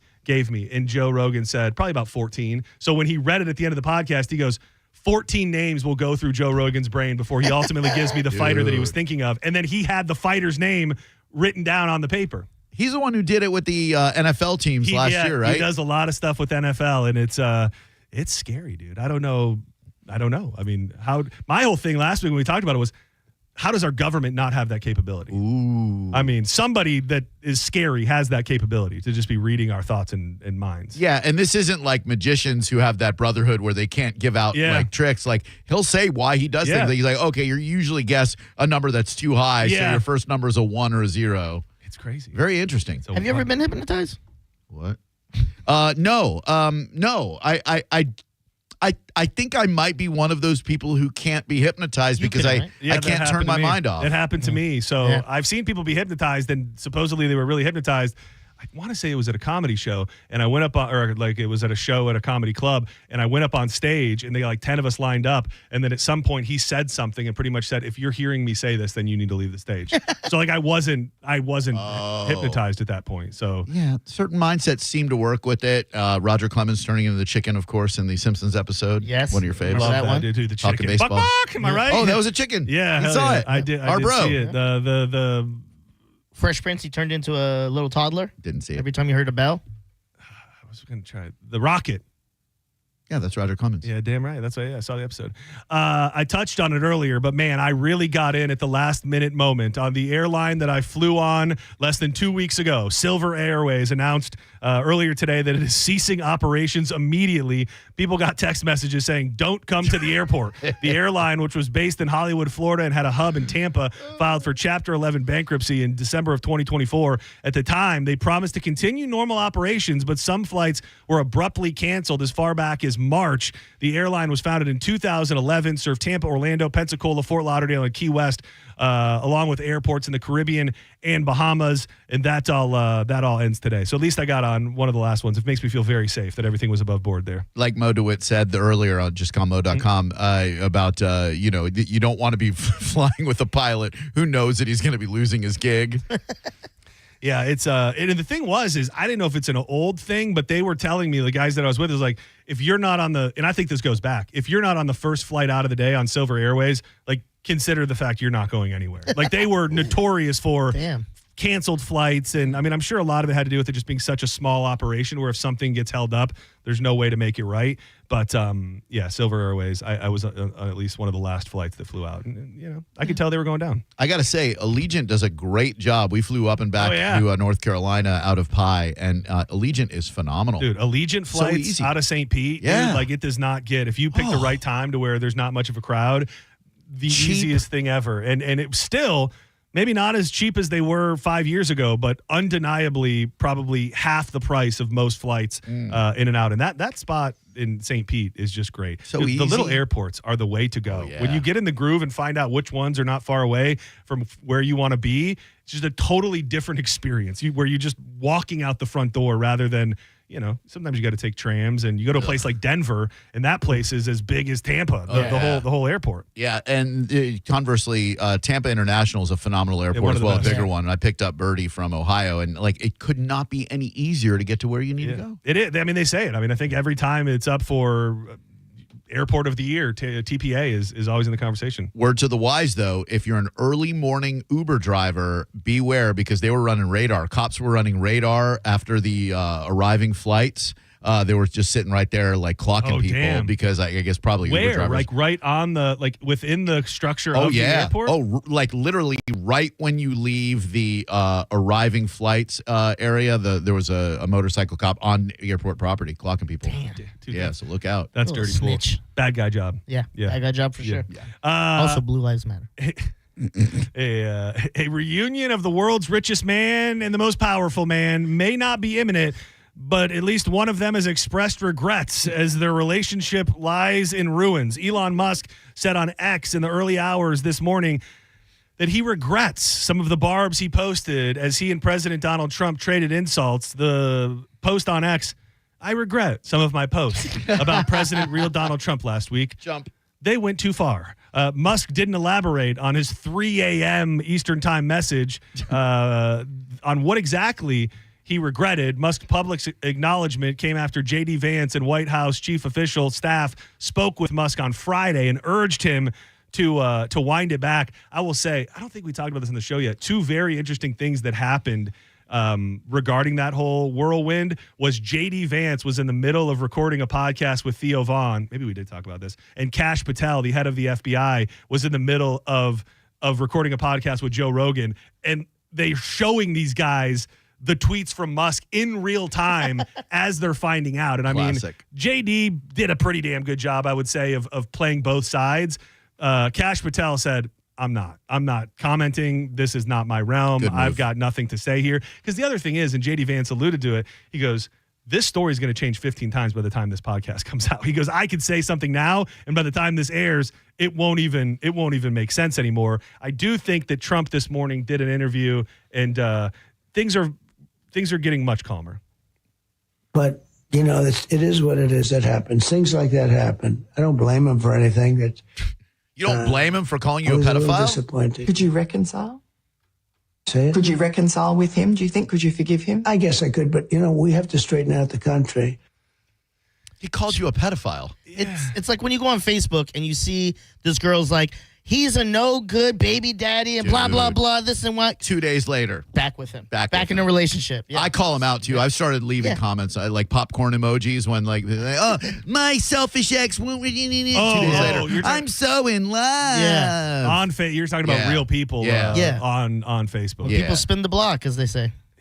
It's crazy. It's an absolute. How do you walk back like Trump is in the logs for Epstein's plane? Like that is you have planted your flag. Well, and I think it just also shows, him walking it back so quickly shows that he's not really stable. I think he just dropped a nuke. I mean, he got his feelings hurt. He got mad. Whatever happened. And I mean, he just dropped a nuke. And I don't think there's anything that's going to take it back to the good old days. Because at some point, you can point the finger at Trump and go, this is your guy. You know what I mean? Like, he has been your ride or die. The first buddy thing, whether you want to admit that, say that, he's got his fingers in the pot. He's in the inner circle and clearly was ready to stab you in the back, right or wrong, on a moment's notice. So there's a little bit of, you got to be responsible for the people that you surround yourself with. Yeah, and I think losing billions in Tesla stock really woke him up to where CEOs, I don't think, have the luxury of making pedophilia blasts. Yeah, that is, and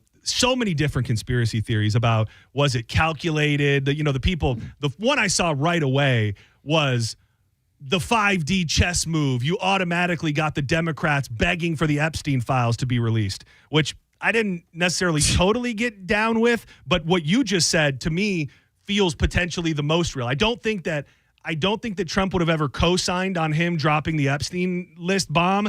But if Elon said, I'm getting out of the White House, my company, my bread and butter is fledgling, it's been ruined. Can we throw some fireworks on this thing to maybe get some people to come back into my arms, which now he's backing off that. So he's pretty much pissed off everyone. But for a minute in time, you probably had some people going, oh, maybe I can drive a Tesla, or maybe I don't need to sell my Tesla, or just him getting out maybe got him in some better graces with the people who are so mad at his company. Yeah, I wonder if my brother-in-law took off his sticker that says anti-Elon Tesla Club on the back of his Tesla when that happened. that's so crazy. They're out there. It is, they're still saving the planet. So I love you, Ryan. So find some credence in that.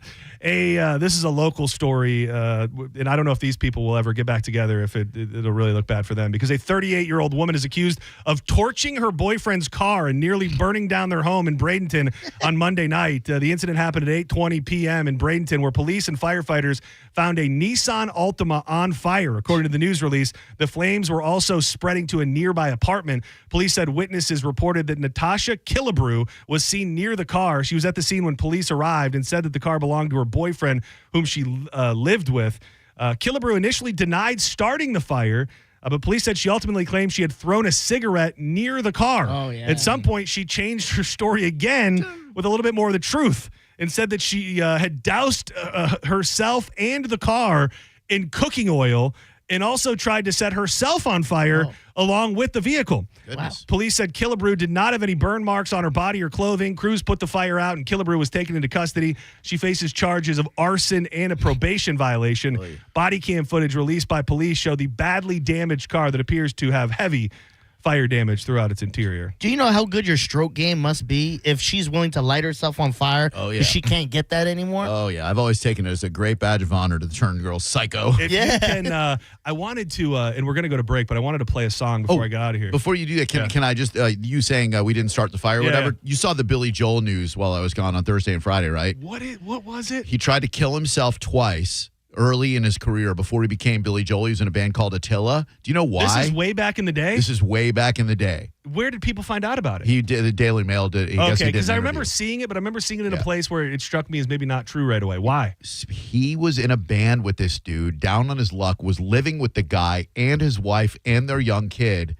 Billy Joel had an affair with the dude's wife while living under his roof. The guy found out, punched Billy Joel out, and then he tried to kill himself twice, unsuccessfully. Oh, damn. What a crazy. Also a bitch move. Like, you were the one doing so, like, you're gonna kill yourself, make everybody feel bad that you killed yourself when you were the one sticking it in another man's woman? Thank you. How about just keeping it in your pants? Damn. Matter of trust. The song I wanted to play on our way out, because I wasn't sure if you guys have heard it yet, because it's an interesting story behind it. You remember Oliver Anthony? Of course. The dude that did the Rich Men North of Richmond. Yep. He obviously wrote that song, became beyond a viral sensation. He was being approached, I guess, by many different record companies who wanted him to sign $7 million deals, all of these different things. He did not sign it. He decided to be independent, made millions and millions of dollars, doing very, very well for himself. And at the peak of his success, according to his story, his wife, for no reason at all, said, "I'm leaving you, and I want everything. I want everything. I want the dogs. I want all your money, and I want more than half of everything you make in the future." He was supposedly crushed, ruined, devastated, and he went into a room with his boys and he wrote this song. And they did a video for it where they're literally in this room and you can like feel the sadness in it. And he wrote this song about his wife leaving him and taking all of his money. And it's pretty damn good. I thought I'd let it play for a second, and then we'll talk about Win Derby and go to break. What a story.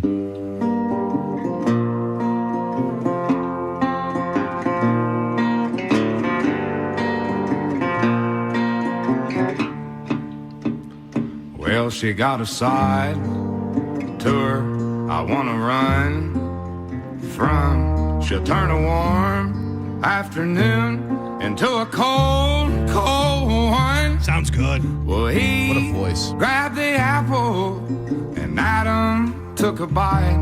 And now all these years later, and the mask still ain't right with a scornful woman. Dude, every man who feels like they're paying too much child support is putting this as their MySpace theme song today. I used to sleep so good, didn't have a night. It really, I'm not going to play the whole thing, but it reaches a crescendo at the end where you feel like this man is pouring his freaking soul out. So that's a real story? That's not just like a fictionalized? Yeah, no, it's a real thing. Damn. Let me see if I can find the end where he flips out. She can have all the money, and they can keep all the fame. I go back to being broke as a joke if I could just get a break from the pain.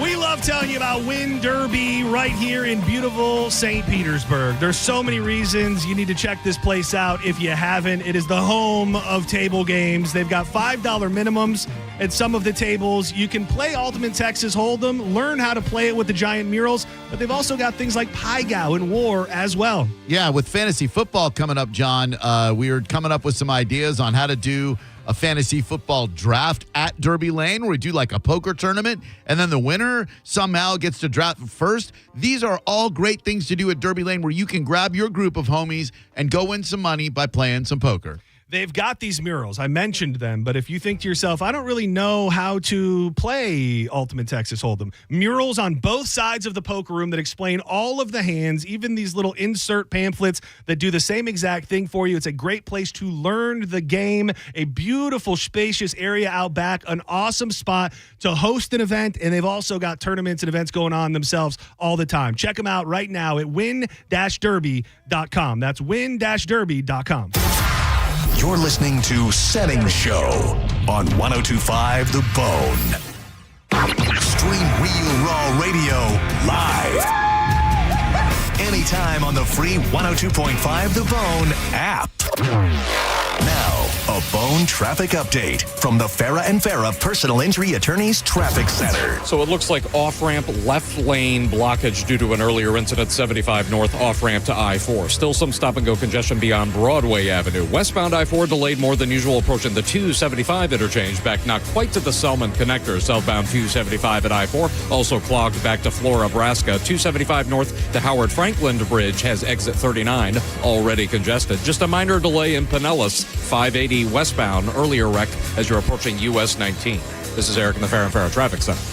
Save time and money with mobile service at Jerry Ohm Chrysler Dodge Jeep Ram. They come to you and perform on-site simple repairs or routine maintenance. Schedule mobile service with Jerry Ohm today. Online at jerryohm.com. Tampa is Ohm country. See dealer for complete details. And a lot of people, when they come in, they'll say, I'm usually much more active, but since I've been in pain, I've had to limit the activities I'm doing. You're listening to Janelle, Arch Support Specialist at the Good Feet store. He came in and he wanted to be able to keep up, play sports with his kids. From there, we figure out which arch supports complement those activities. I fit him with the arch supports, and as I followed up with him, he's messaged me and said, I took my kids to the park today. We're walking, we're exercising, riding the bikes, and those are all things that he wasn't doing before because he was in pain. For over 25 years, the Good Feet store's arch support specialists have been helping folks to live the life they love without foot, knee, hip, or back pain getting in the way. Our goal is to have that long-term change for them. That's what's most important, is knowing that you leave an impact on someone's life. And I like that. Try them for yourself. Stop in for a free personalized fitting and test walk at the Good Feet store. Visit any of our 5 locations throughout Tampa, St. Petersburg, and Sarasota, and at goodfeet.com. For over 30 years, Fence Outlet has been here to help you create an outdoor oasis where memories are made and dreams come alive. Let Fence Outlet partner with you to turn your backyard into your favorite destination. Go to fenceoutlet.com today to schedule your free professional estimate. License number C10252 and C10803. At Brandon Honda, get 0 down, 0 security deposit, 0 first payment, 0 do-it signing. Hi, I'm Sam Robbie. Get a brand new CRV for just $199 per month. New Accords are just $189 per month, or get a new Civic for an incredible $169 per month. We're approving all credit applications, and we'll pay off your trade no matter how much you owe. Plus, get a real nationwide lifetime warranty, unlimited time, unlimited miles. Get all the facts at BrandonHonda.com. Call 813-575-7725 for more information. There's a lot of great things happening in June at the Seminole Hard Rock Hotel and Casino. A $20,000 blackjack tournament, a $150,000 bonus time slot tournament. You could win a 2025 Mercedes CLE 300 in a drawing, and $150,000 hot seat power winners. And new Unity members by Hard Rock receive a limited time t-shirt and up to $200 on us. Gambling, great restaurants like Suppresso and Council Oak, the Rez, and the Hard Rock Cafe. Stop in at the Seminole Hard Rock Hotel and Casino and tell them Mike Calta sent you. Wait, you're leaving us? You're matching pajamas. Matching silk pajamas, babe. You discover Heineken and now you go out to, watch live sports? We were literally made to wrap you in luxury, to vibe, to recharge your soul. And your weighted blanket is here. It's like a blanket, but so weighted. Don't listen to your PJs. Head to the game with some friends and grab some ice-cold Heinekens. Must be 21 plus to purchase. Enjoy Heineken responsibly. It's Jeff Jr. from Trajan Wealth, and I've got something important to talk to you about, your 401k. If you have changed jobs, there are two very important considerations. You don't want to leave your 401k behind, and you don't want to roll it over into your new company plan without consulting Trajan Wealth first. 401ks will often have limited investments or age-based options. Since companies have to make choices to suit all employees, they may not be suited to you, which could cost you fees and money. When you roll over your 401k into an IRA, you not only keep your money growing tax deferred, but you also gain access to a world of investment options specifically designed for you. Trajan Wealth and our fiduciary advisors have helped thousands, and we can do the same for you. Call Trajan today at 813-550-1000. That's 813-550-1000. Advisory services offered through Trajan Wealth LLC, an SEC registered investment advisor. Hey, Bay Area, Randy here for Sun Toyota. We've got nearly 1,000 RAV4s, Tundras, Tacomas, Camrys, and Corollas in stock now. Drive select new models with smoking hot prices and low leases available. Plus, get a free grill or smoker during Father's Day weekend when you purchase a new Toyota. Because when you make it Sun Toyota, we make it happen. Sun Toyota.com. Call 800-639-3367 for more details. I'm Doug Bernetti. Growing up, I learned how hard it can be to make ends meet. At Bernetti PA, we help people every day with debt collection calls, credit card debt, home foreclosures, and bankruptcy cases.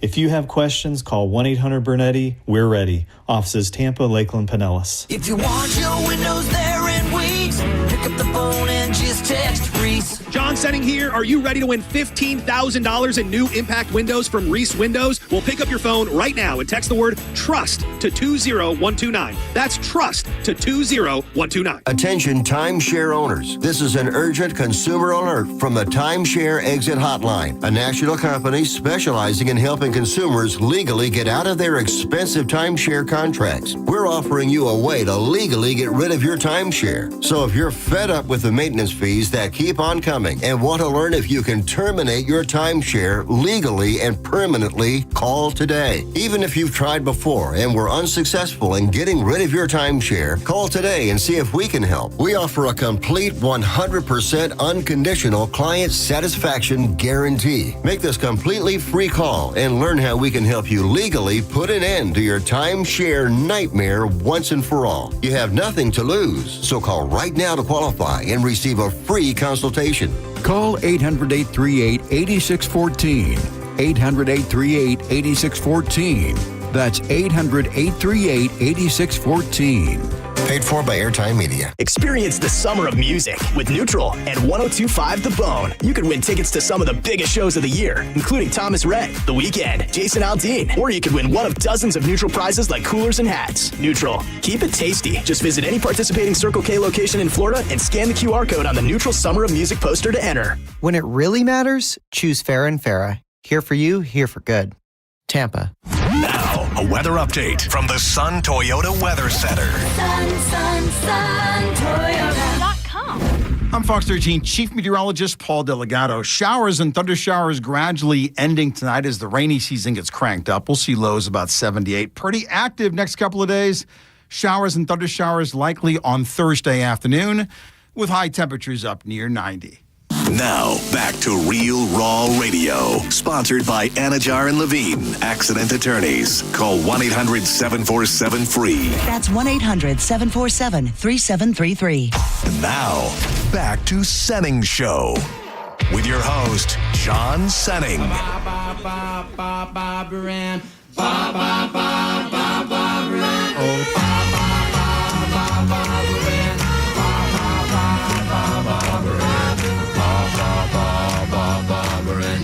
Rockin' and a rollin', rockin' and a reelin', bobberin', bobberin'. Went to a dance, looking for romance. Saw bobberin', and I chased in my pants. Bobberin', bobberin', bobberin'.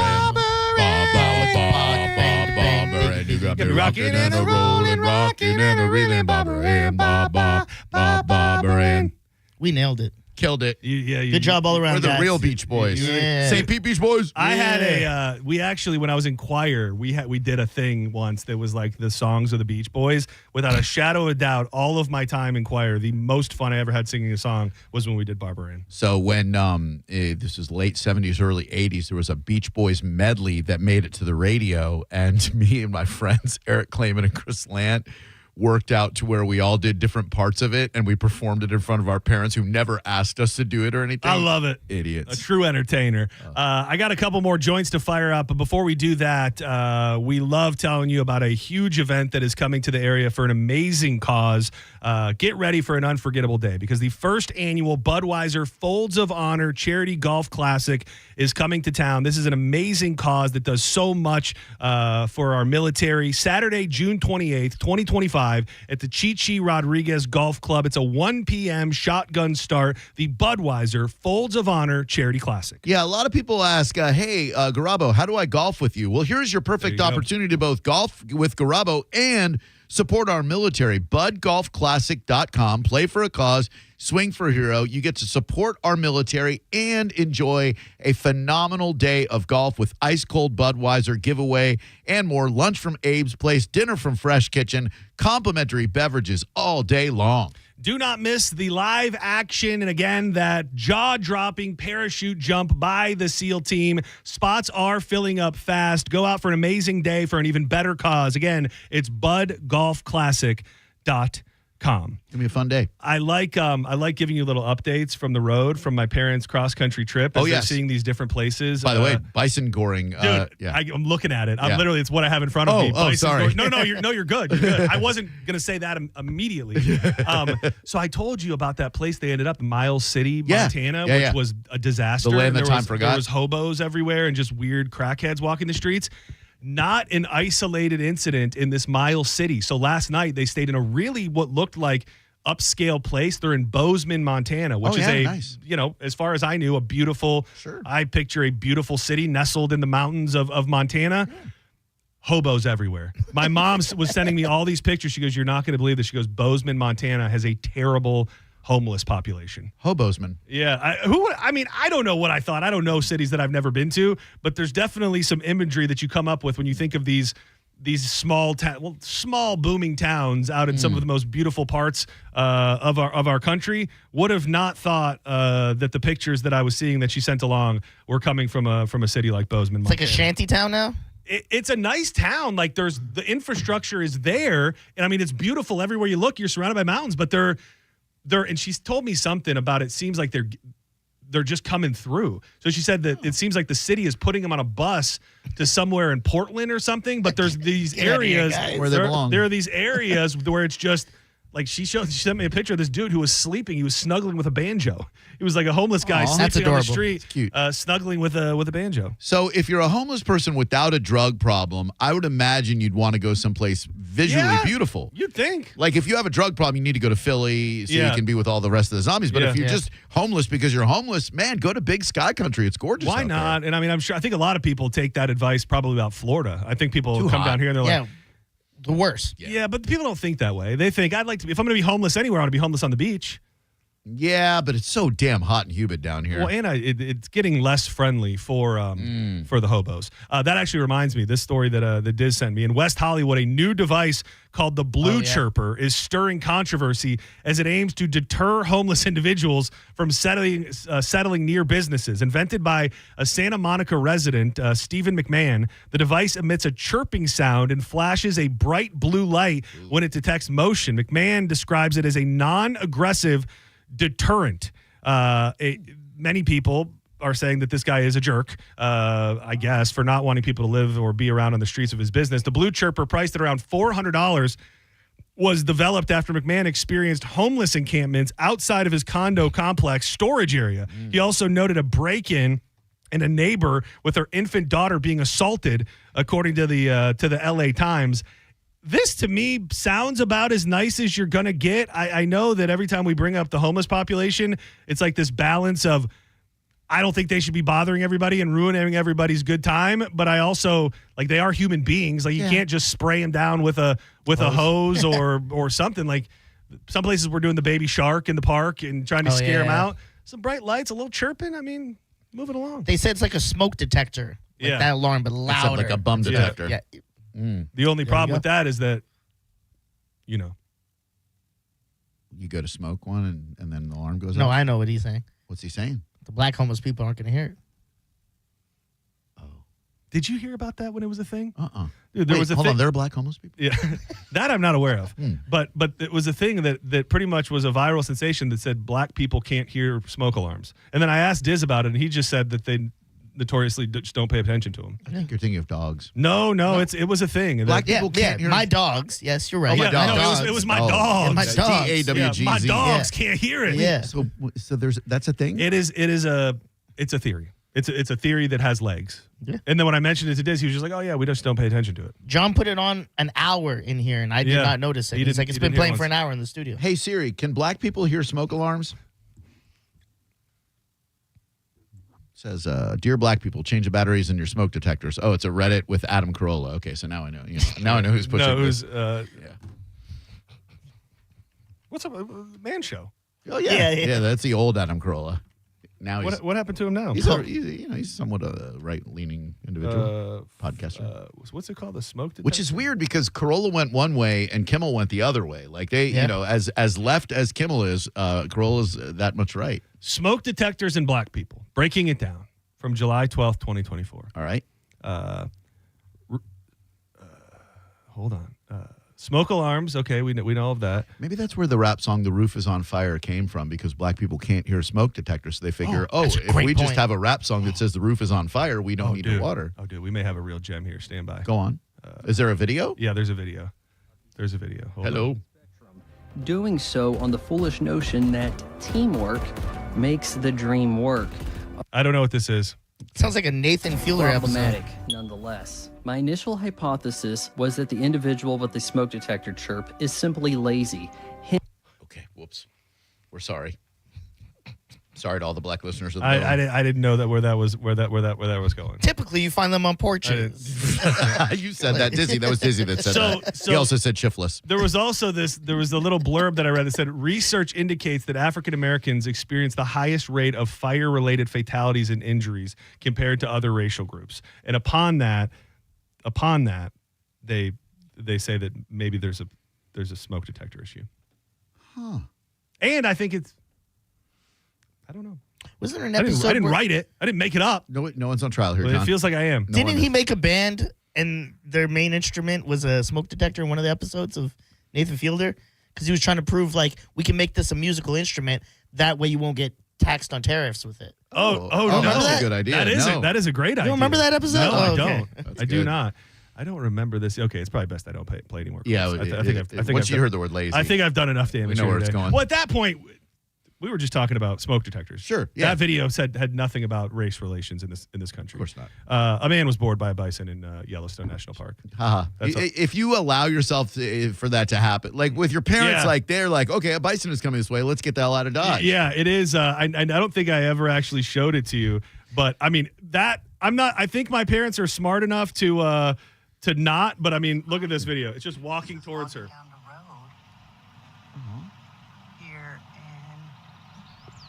Roosevelt Park. It's just walking right towards them. See, that's your mom with the bison. Look at my mom's beaver. Oh, wow. There was someone in chat So much hair. who said, every time I'm playing NBA 2K, I hear smoke alarms beeping throughout my headset. That's great. Austin, good job, dog. That's wow, that was the one worthwhile comment ever on the Bone social media. Yeah. Well done. Yeah, I will say with these other, I don't know, I'm not figuring out yet where the good chat is headed, because they're definitely, I think people are getting on board with the fact that we're streaming in different places. I've heard a lot of people say that people are gravitating to the YouTube. There's a ton of live chat in there. But it's only live. You can never see it after the fact. On Facebook, the comments stay, but once the show is over, if you're not looking at it in real time, it all goes away. Okay, because when you mentioned YouTube, I was like, does the Bone have a YouTube channel that I don't know about? We don't. It's the Mike Calta show. No. We have YouTube. We're live on 1025 The Bone YouTube now has all the shows live. What? Yeah. Not the Mike Calta show. Nope. It's been like this for like 2 months now. Yeah. That may be a little Must have missed that email. That might have been a little overstated. Feel better. There was no email. Oh, okay. Yeah. Yeah, they just kind of, it happened. They just did it. And we acknowledged that it happened. This is a show streaming. Exactly. These shows are streaming. These shows are absolutely streaming. Do not go anywhere. Drew Garabo Live is coming up next. It'll be kicked off with Jacob's Jukebox Jeopardy. I'm going to be hanging around for a bit.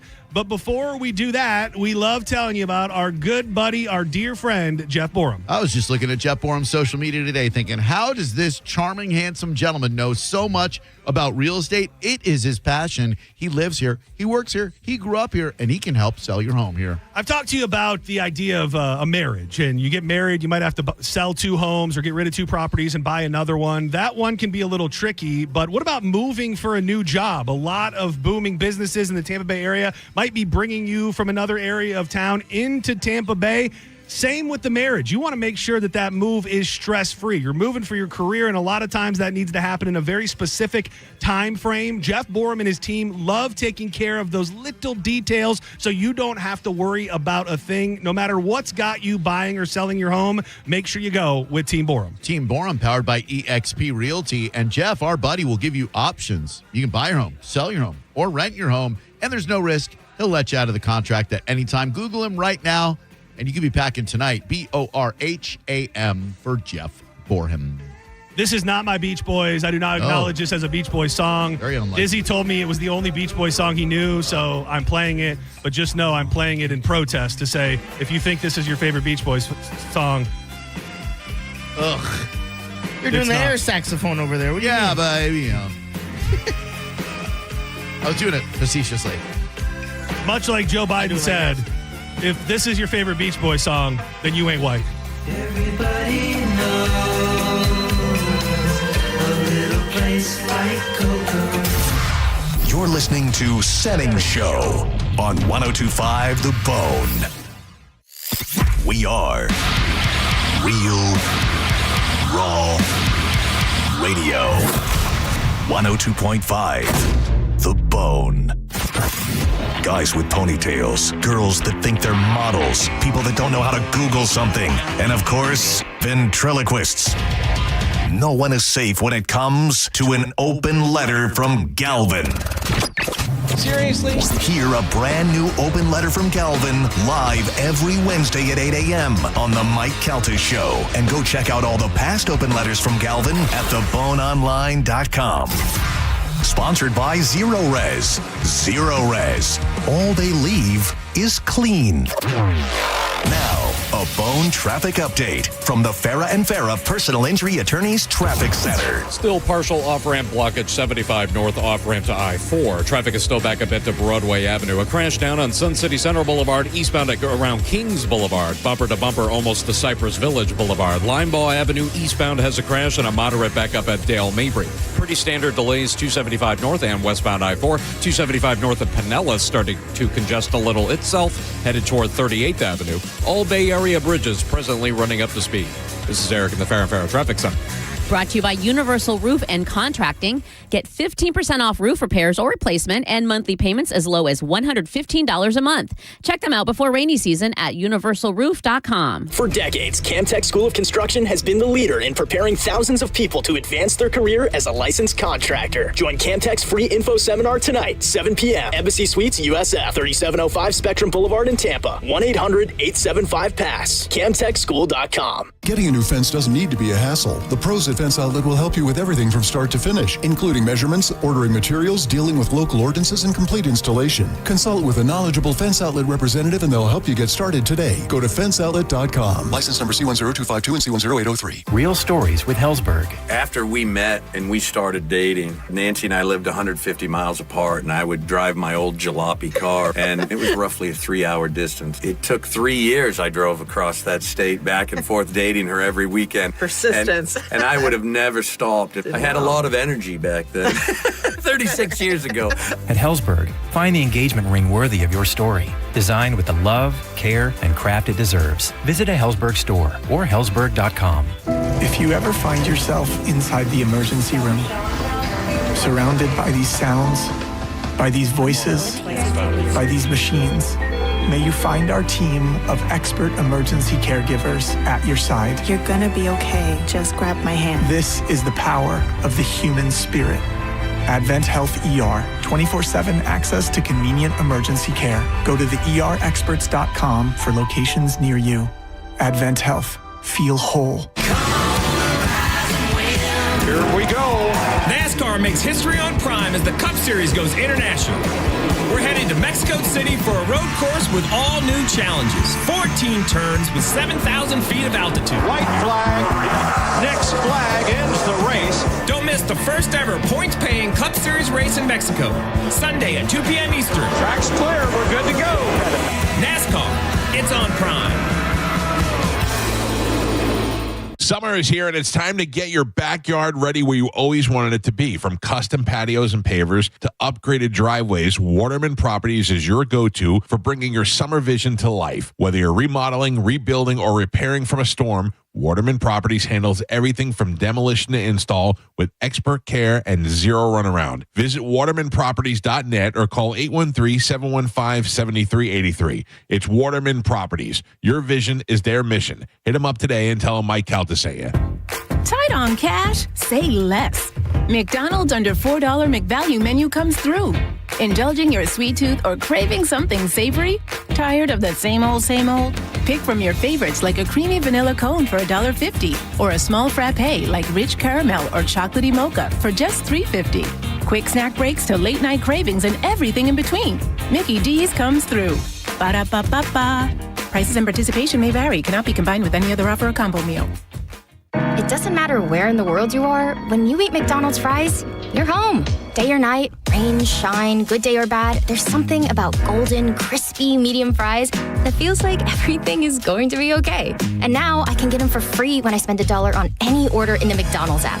A deal so good, might as well pair with a classic quarter pounder with cheese or the iconic Big Mac. Get a little taste of home with Mickey D's. Ba-da-ba-ba-ba. Offer valid through 7/31/25 at participating McDonald's. Valid once a week. Must opt into rewards. Excludes tax. Hey, did you hear that Furman Chevrolet of Brandon's summer savings event is going on right now? Sounds like a perfect time for a new car to me. You know,